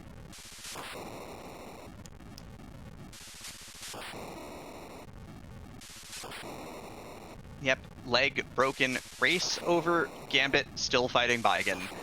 The moon provides, but only if you decide to go against the meta and go top down, sadly. Mm-hmm. Yeah. We shall see if we can get Nightdew in here for an interview, but in the meantime, Gambit is continuing to do battle with... Bigan's face is just so punchable. But it sounds like we were joined by Nightdew. Nightdew, is that you? Yes, that is me, and I concur. Bigan's face is extremely punchable. Good. Good. I'm glad we can all agree on how punchable Bigan's face is. On a scale of 1 to 10, it's like a 17. Yes. So Nightdew, nice run tonight, certainly. You avoided the one rabbit hole that Gambit didn't, and ended up powering up your party faster, which kind of made the difference here. But when you went up Keyless Tower and you got the Darkness Crystal, what was the plan with Leviathan? To be fair, I mean, he was always, I mean, this was a really, I mean, it's 50 minutes in. We have like 4 key items or something like that. It's kind of scary just how it is. And I'm thinking, I see Darkness Crystal, and I have Thunder God Sid. Wait, I mean Fusoya, and I'm like, okay, this moon has to have something. There is no way that this Leviathan here has like the big chain. So I'm like, okay, you know what? I'm going up. I'm gonna see. No, wait, we didn't see the Hummingway shop there.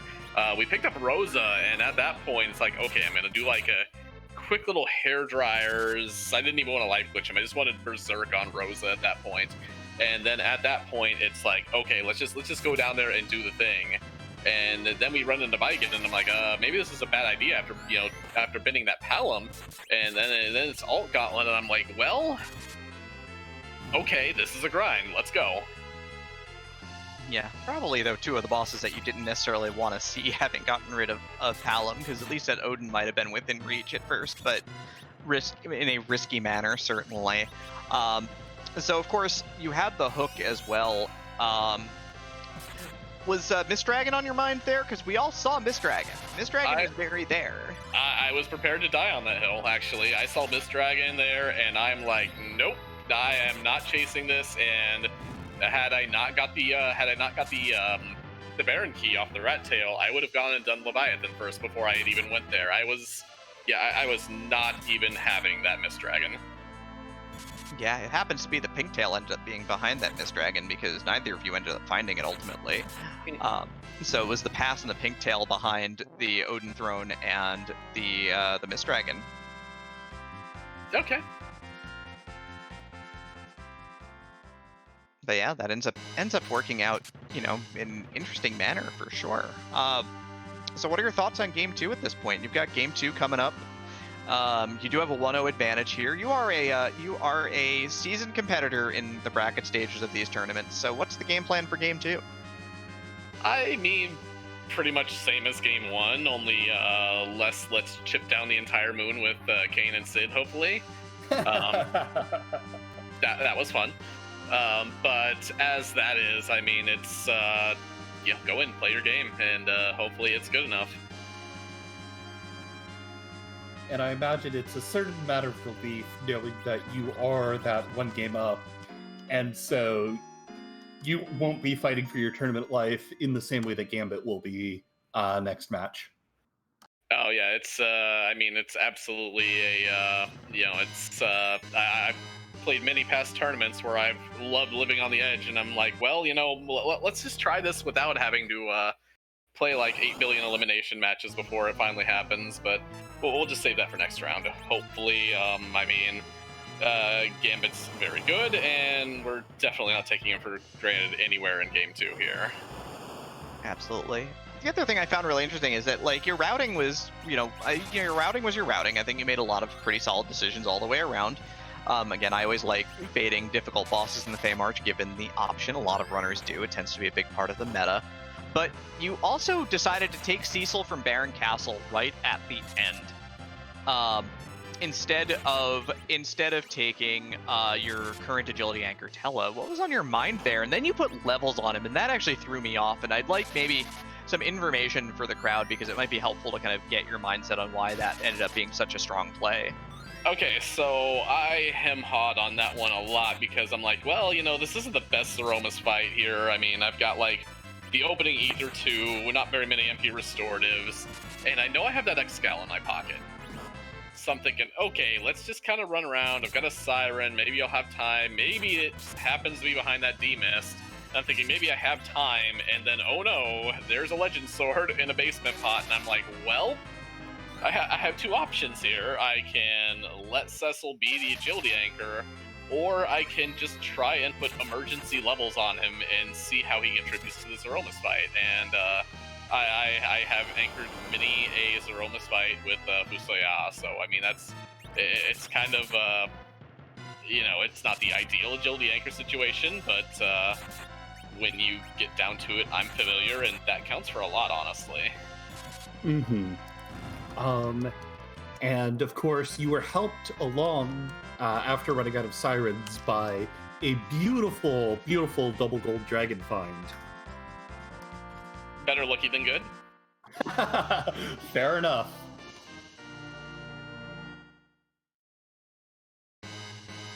Yeah, I'm going down there, and I know I've talked with a couple people, Possum being one of them. I like to actually bounce a ton of things off of Possum here, and the thing about LST4 actually, and why I turned encounters on there, is I believe 7 out of the 8 encounters in there actually are hourglassable. So I'm thinking, okay, let's get like a Warlock and 2 Karis, or maybe if I get really lucky, I'll get like gold and silver D, and then I'm like, oh wait, that's 2 gold dragons.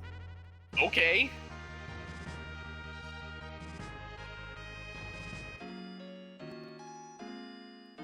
Well, that does make sense. Making like hourglassable bosses do matter a lot, or hourglassable fights do matter a lot there, just to make your grind safer and faster. So that makes a lot of sense. Yep, but yeah, I mean, other than that, I mean, I felt you feel terrible when you have like 6 key items, and you finally get into that ribbon room, and it's like, oh, here, have a have a silent staff and an X scout for a Cecil you don't have, and key items, what are those? I mean, it gets definitely a little bit, what are you gonna do here? But at the end, it all worked out, so. Yeah, it ended up all sort of falling into place, certainly, while Gambit's here. Has Volvalis down, is onto the final boss of the moon here, the true final boss, Odin. Yep, I guess what it came down to is, the seed was kind of a little bit grindy early, and then in true Final Face Tactics fashion, we found Thunder God Sid, and everything went downhill from there, right? Yep, you found Thunder God Sid, you took the Excalibur from him, and it was great. Alright, well, thank you, and thank everybody for putting this on, and the commentary. I'm gonna step away and not drink coffee here before tomorrow morning, but, yeah, looking forward to Game 2, which I believe is Saturday, fairly late, and, much as I love running this, I'm really hoping not to do the double header on Saturday, because that's gonna be a little late, but, that's what was agreed to, so we'll continue this on Saturday. Yeah, and congratulations once again on your win. Thank you.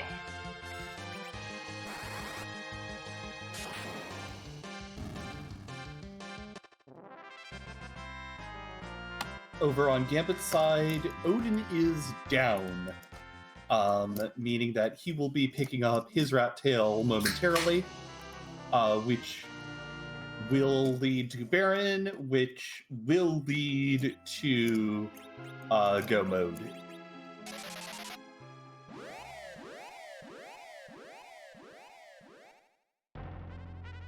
Yeah, easy enough this time around with all those extra levels and all of that extra experience from doing the moon bosses.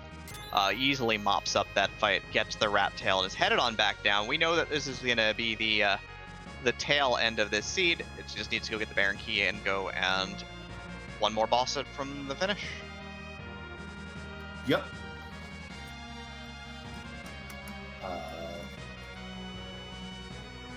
Honestly, with Gambit's party, Gambit's levels, this is going to be purely academic.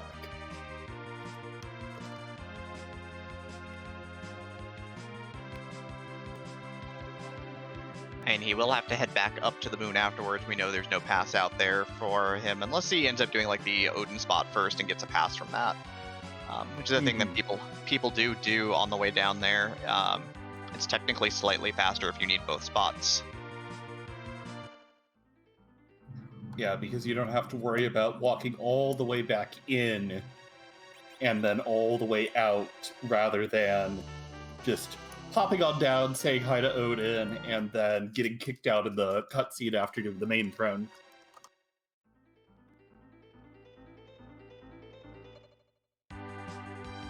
Yep, but yep, Gambit, Baron Key in hand now.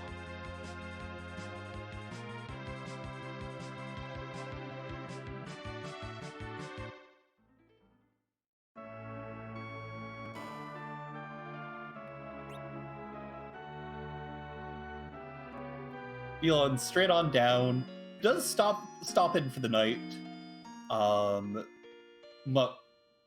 Might not have healed on the looter whale on the way down.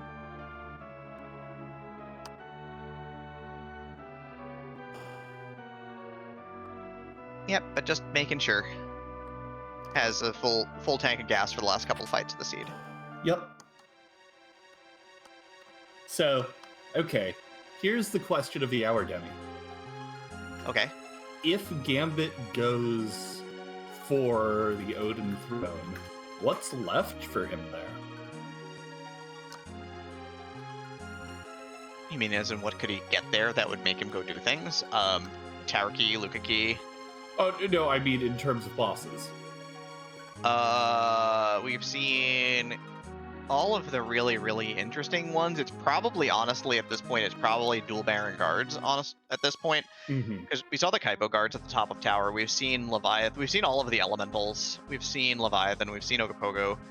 There's also, I think, we haven't seen all the moon bosses. I think Plague is still out in the pool. Yeah, Plague's still out there. We haven't seen Magus Sisters. We haven't seen Golbez. We saw Magus Sisters. Magus Sisters were in the waterfall. We haven't seen right, Golbez. yes. So I yeah, forgot about those Magus Sisters. so there's a couple of fun ones, or there's a couple of real bad ones, I guess. Yeah. And Gambit's gonna microwave Mile Z. Watch this. It's gonna be great. Yeah. I wish my microwave worked in a second.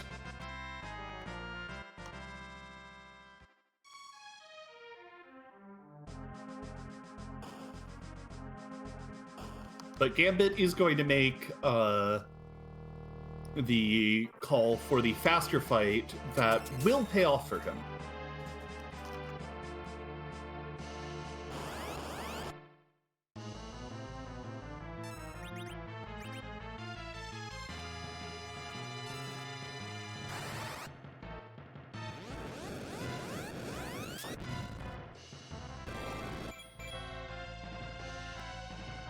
Gets to run a microwave Mylan again. I mean, it worked so well the first time. Yep, might as well let it rock, right? Of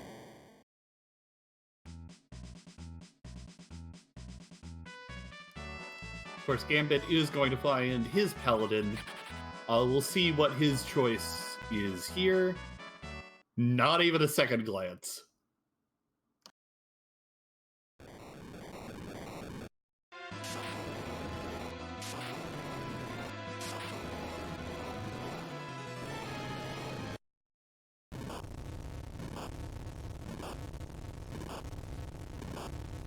Yep, so committed to this final party here. It's going to have to go back up to the moon in a minute after he forges, so it's going to be a forge, it's going to be a fly back to the moon, and then we're going to need to give Gambit all of our energy to make sure that he can get through this Zeromus fight safely as well.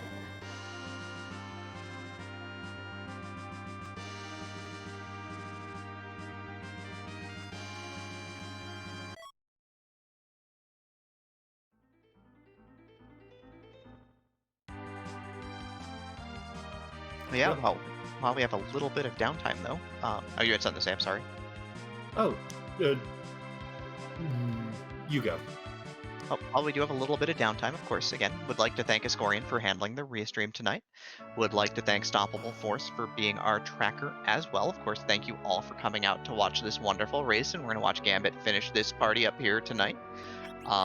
And of course, Leggy, as always, it's a joy doing commentary with you. I'm sure I'll say that at least one more time before the end of the night.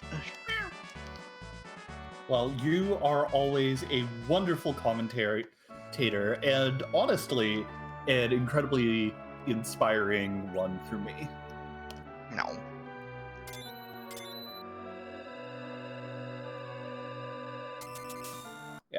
Kokol keeping the forged weapon, Gambit getting his crystal.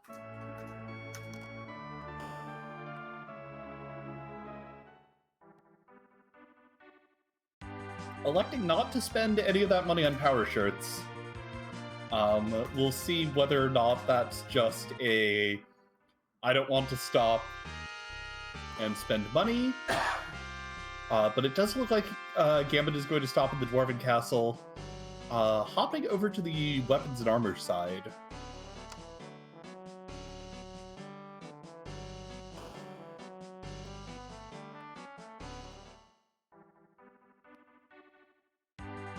Did he grab ninja swords for Edge? I think they were in Tamra. Ah.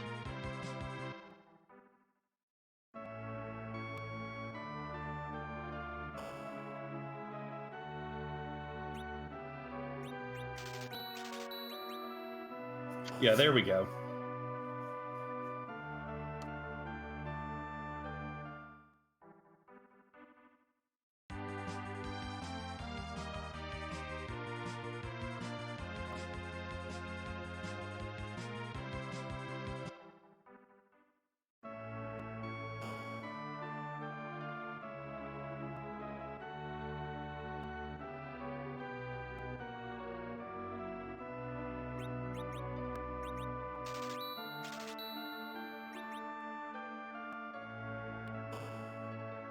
Coming back, picking up a few power shirts. Gambit is going to be full power overwhelming for this Zeromus fight. I mean, if you're gonna do things right, right? Just bring all the power down to bear. Yeah, like at this point, embarrass Zeromus. Go on, make the leg cry.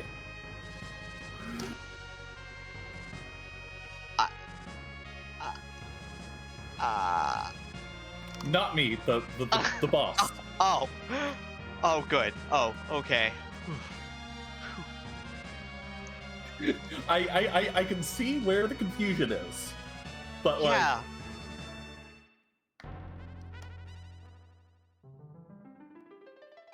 Please don't make the leg cry, everybody. I really don't want to cry, unless you like make me cry from happiness.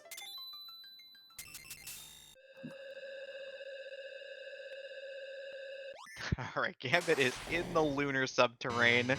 Gonna probably gear up at the save point at the bottom and then get set to, I guess, deliver righteous justice onto Zeromus. Indeed. Heck yeah.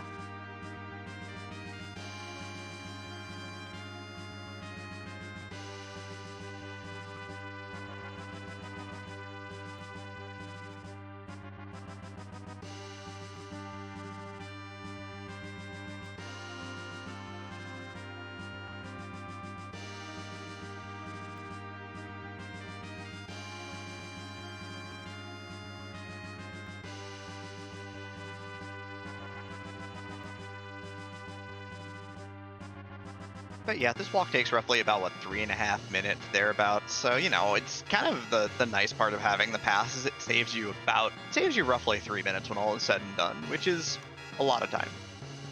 Yeah, and the other nice.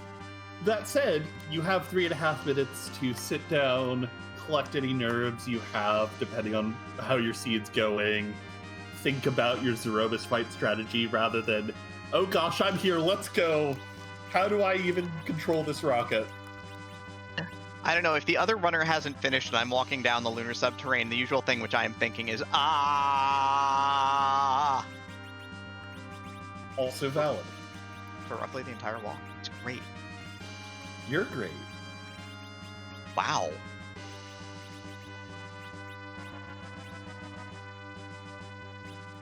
Speaking of things that are great, power shirts. Lots of damage. Kane's got a ice brand, but Edge has got the real power out here. Has got the double ninja swords now, so it's great.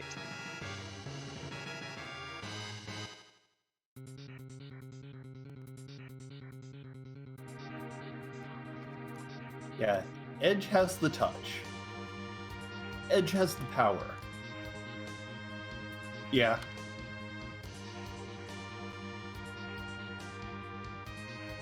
I'm here for this.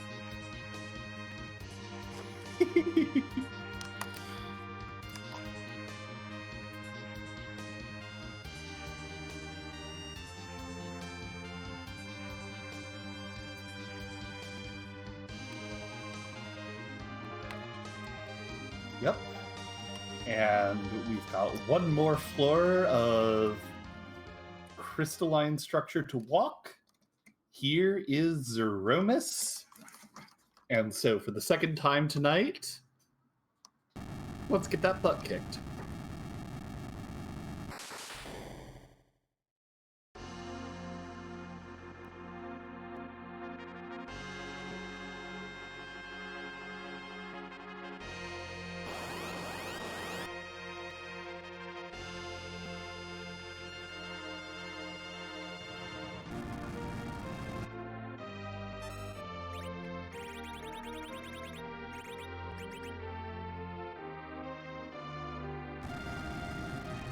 But yeah, this is going to be a Sid and Cursed Ring anchored fight. It's going to probably be a pretty straight up academic fight here.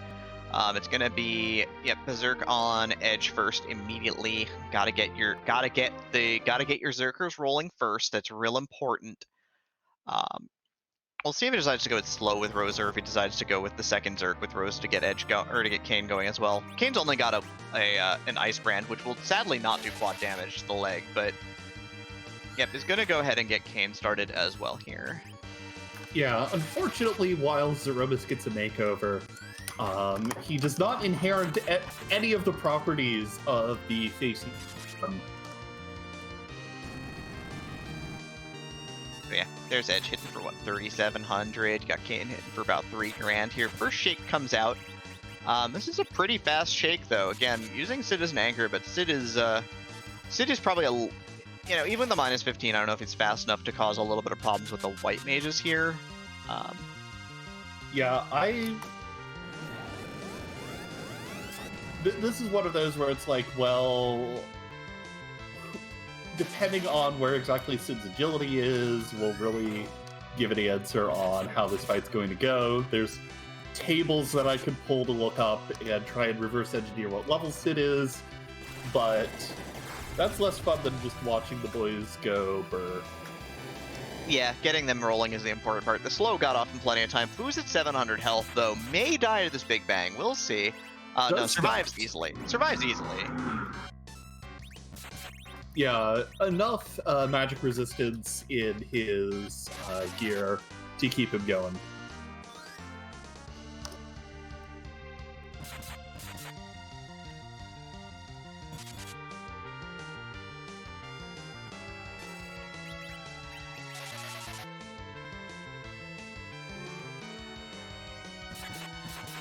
But yeah, gonna use Fu to help push damage a little bit here. Gonna throw a wall up on Sid.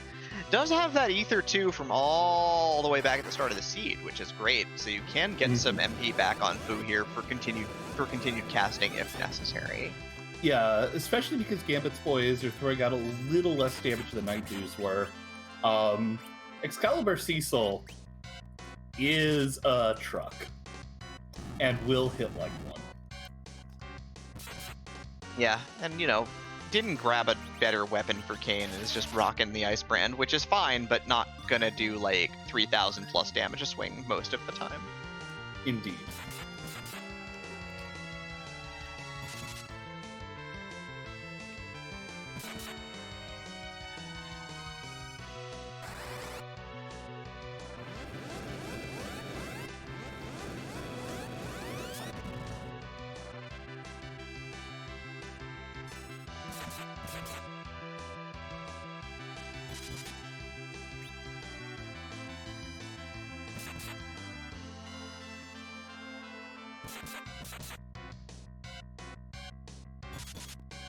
But yeah, as Gambit's boys swing away for now, I just want to remind everyone that today is day one of the opening round of the Lali-Ho League bracket stage.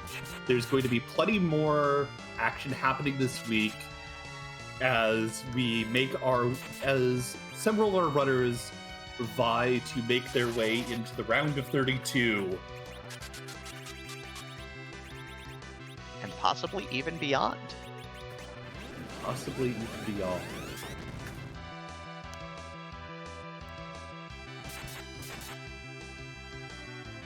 Oof, that nuke just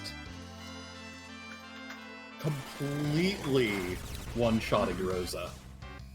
Yeah, that's not, especially with Fu on only 18 MP here, not what you want to see. May have to stabilize the fight a little bit here. Everyone else is just fine because the nerf was good, but the last cast was a Cure 3 on Rosa that's going to whiff because, well, you know, not doing so hot right now. Yeah. But the Zerky boys still swinging away. Yeah, it is the nice thing about pushing all that extra damage. But here comes the black hole, so it's going to turn the Zerking off for now. Yeah, Fu's got that life potion cured up on Rosa. Gonna bring her back. And she's gonna throw out a Cure 4 right away. Yeah, the nice thing about the fact that when the Zerk breaks, you still have one queued attack means that the white mage that you raise can cast instantly. But here comes Meteo. It's imperative that some of the characters dodge this. The important character, I guess, dodges. Rose is going to get out of the way. Losing Edge is kind of not great at the end here. I'm going to try to raise him up at this point with Fu. But should be able to make it through. Obviously, having a Tier 4 caster generally means that you're going to be in pretty darn good shape here. But Indeed. Kane throwing that Ether 2 over onto Fusoya. Sid queuing up to swing.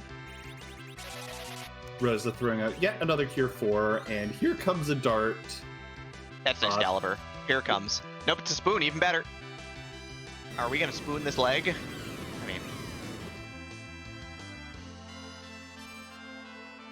I mean... Looks like Edge is going to survive the Meteo cast. Nuke comes out before the spoon does. So wait, we're not going to spoon the leg? No, not tonight. That's unfortunate. Yeah, you always love the swag spoon. And it sounds like we are joined by Gambit017 in the booth. Hi, Gambit. How's it going tonight? It goes. Leg was appropriate for this seat, I will say. I think it was okay. I don't know. I feel like I need to go to your channel and redeem points to bully the leg since I had to bully it to defeat it on screen.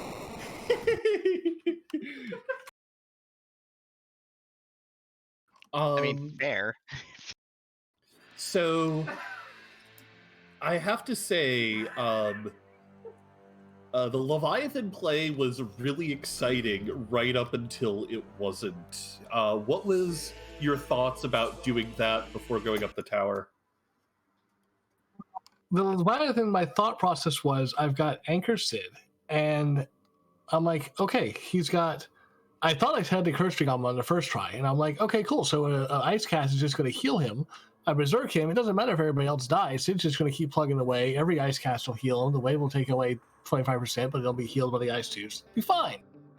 And then when the Ice 2 finally decided to actually hit Sid, and I realized, oh wait, he's not actually wearing the curse string right now. He was wearing the ice armor, which is why he was absorbing the fires earlier.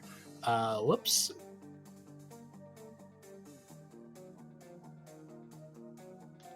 Yeah, there's a lot of curse ring management going on throughout the entirety of the seed, but I'm just still interested in the fact that you took all that time on Leviathan, got the pan, took the pan out of the Land of Summon Monsters, and climbed Keyless Tower. I was a little confused by that. What was on your mind at that point?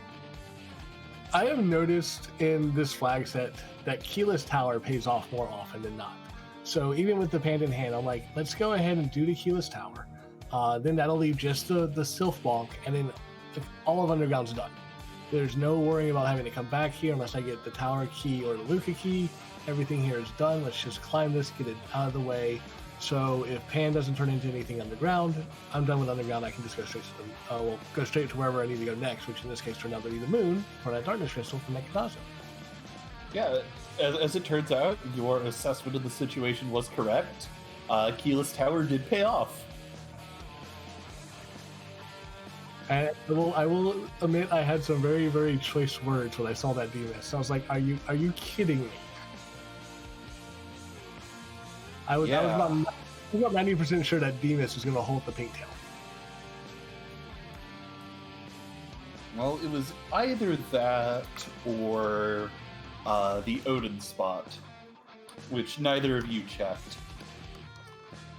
Yeah, according to spoiler log, I believe it was Demas held Luca key, which held Tower key, which held pink tail. Mm-hmm. So that means that Odin would have just given up the pass for free. Boy, yep, I believe that's all that's left. So. Yep.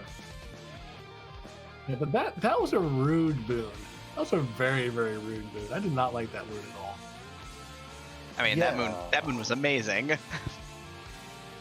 I spent way too long on that Valvalis fight, and it paid off, but that was a long fight. And I decided we're chipping away damage. I was like, I'd rather do the chip damage and try to do jump strats and then deal with more punches. I was barely keeping up with my blinks as was.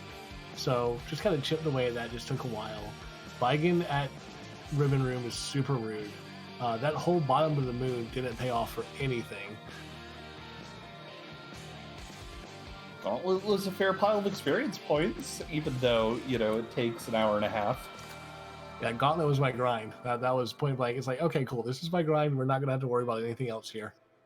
Which is a good thing, because I never saw sirens, and I never checked Evelyn, so I don't know if there were sirens there or not. Yeah, but let's talk... Neither did Nightdew. Yeah. But let's talk party composition for a second. What was your thought when you saw those characters up in the Tower of Thought? My thought process was, while Rydia is a nice anchor by herself, I already have Sid anchor with Curse String. I'm fine there.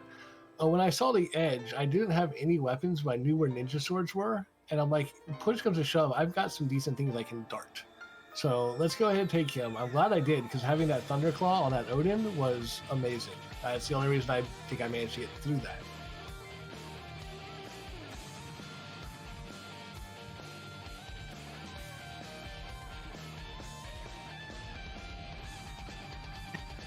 Yeah, makes sense. I mean, there's a lot of struggles for you there, up and down in terms of your fights, but you got through it all. But of course, losing by 28 minutes would probably be a bad outcome for race number 2. So what's your game plan to, pull it together for game 2 here? Just keep looking at my routing, see what I can do differently. A lot of this one was, again, that moon being so barren at the bottom. Had I done Odin first, and I grabbed that hook from Valvalis and just dipped from right there, it'd be a different story. But yeah, it's just going to be routing and then kind of getting some of those fights taken care of a little bit better. That wipe to Leviathan hurt, and just how long it took for that Valvalis and that Bigen. Clean those things up, and I can at least get it closer, and if not, maybe be able to pull out a victory in game number 2. Yeah, and of course, it is worth noting that you and Nightdew are scheduled up for a back-to-back game 2 and 3, should it come to that. What's your strategy for going into 2 seeds in a row? Win the first one and then worry about the second. Fair enough. The fun thing is, and this is what I laughed at when I saw the pairings, this is a rematch from Threema Zone in the Magma group. I knocked Nightdew out of Threema Zone in week 3 of the Magma. So this was his revenge sheet on me. So now we're square at 1, and now we got 2 more races to see who can get a win here.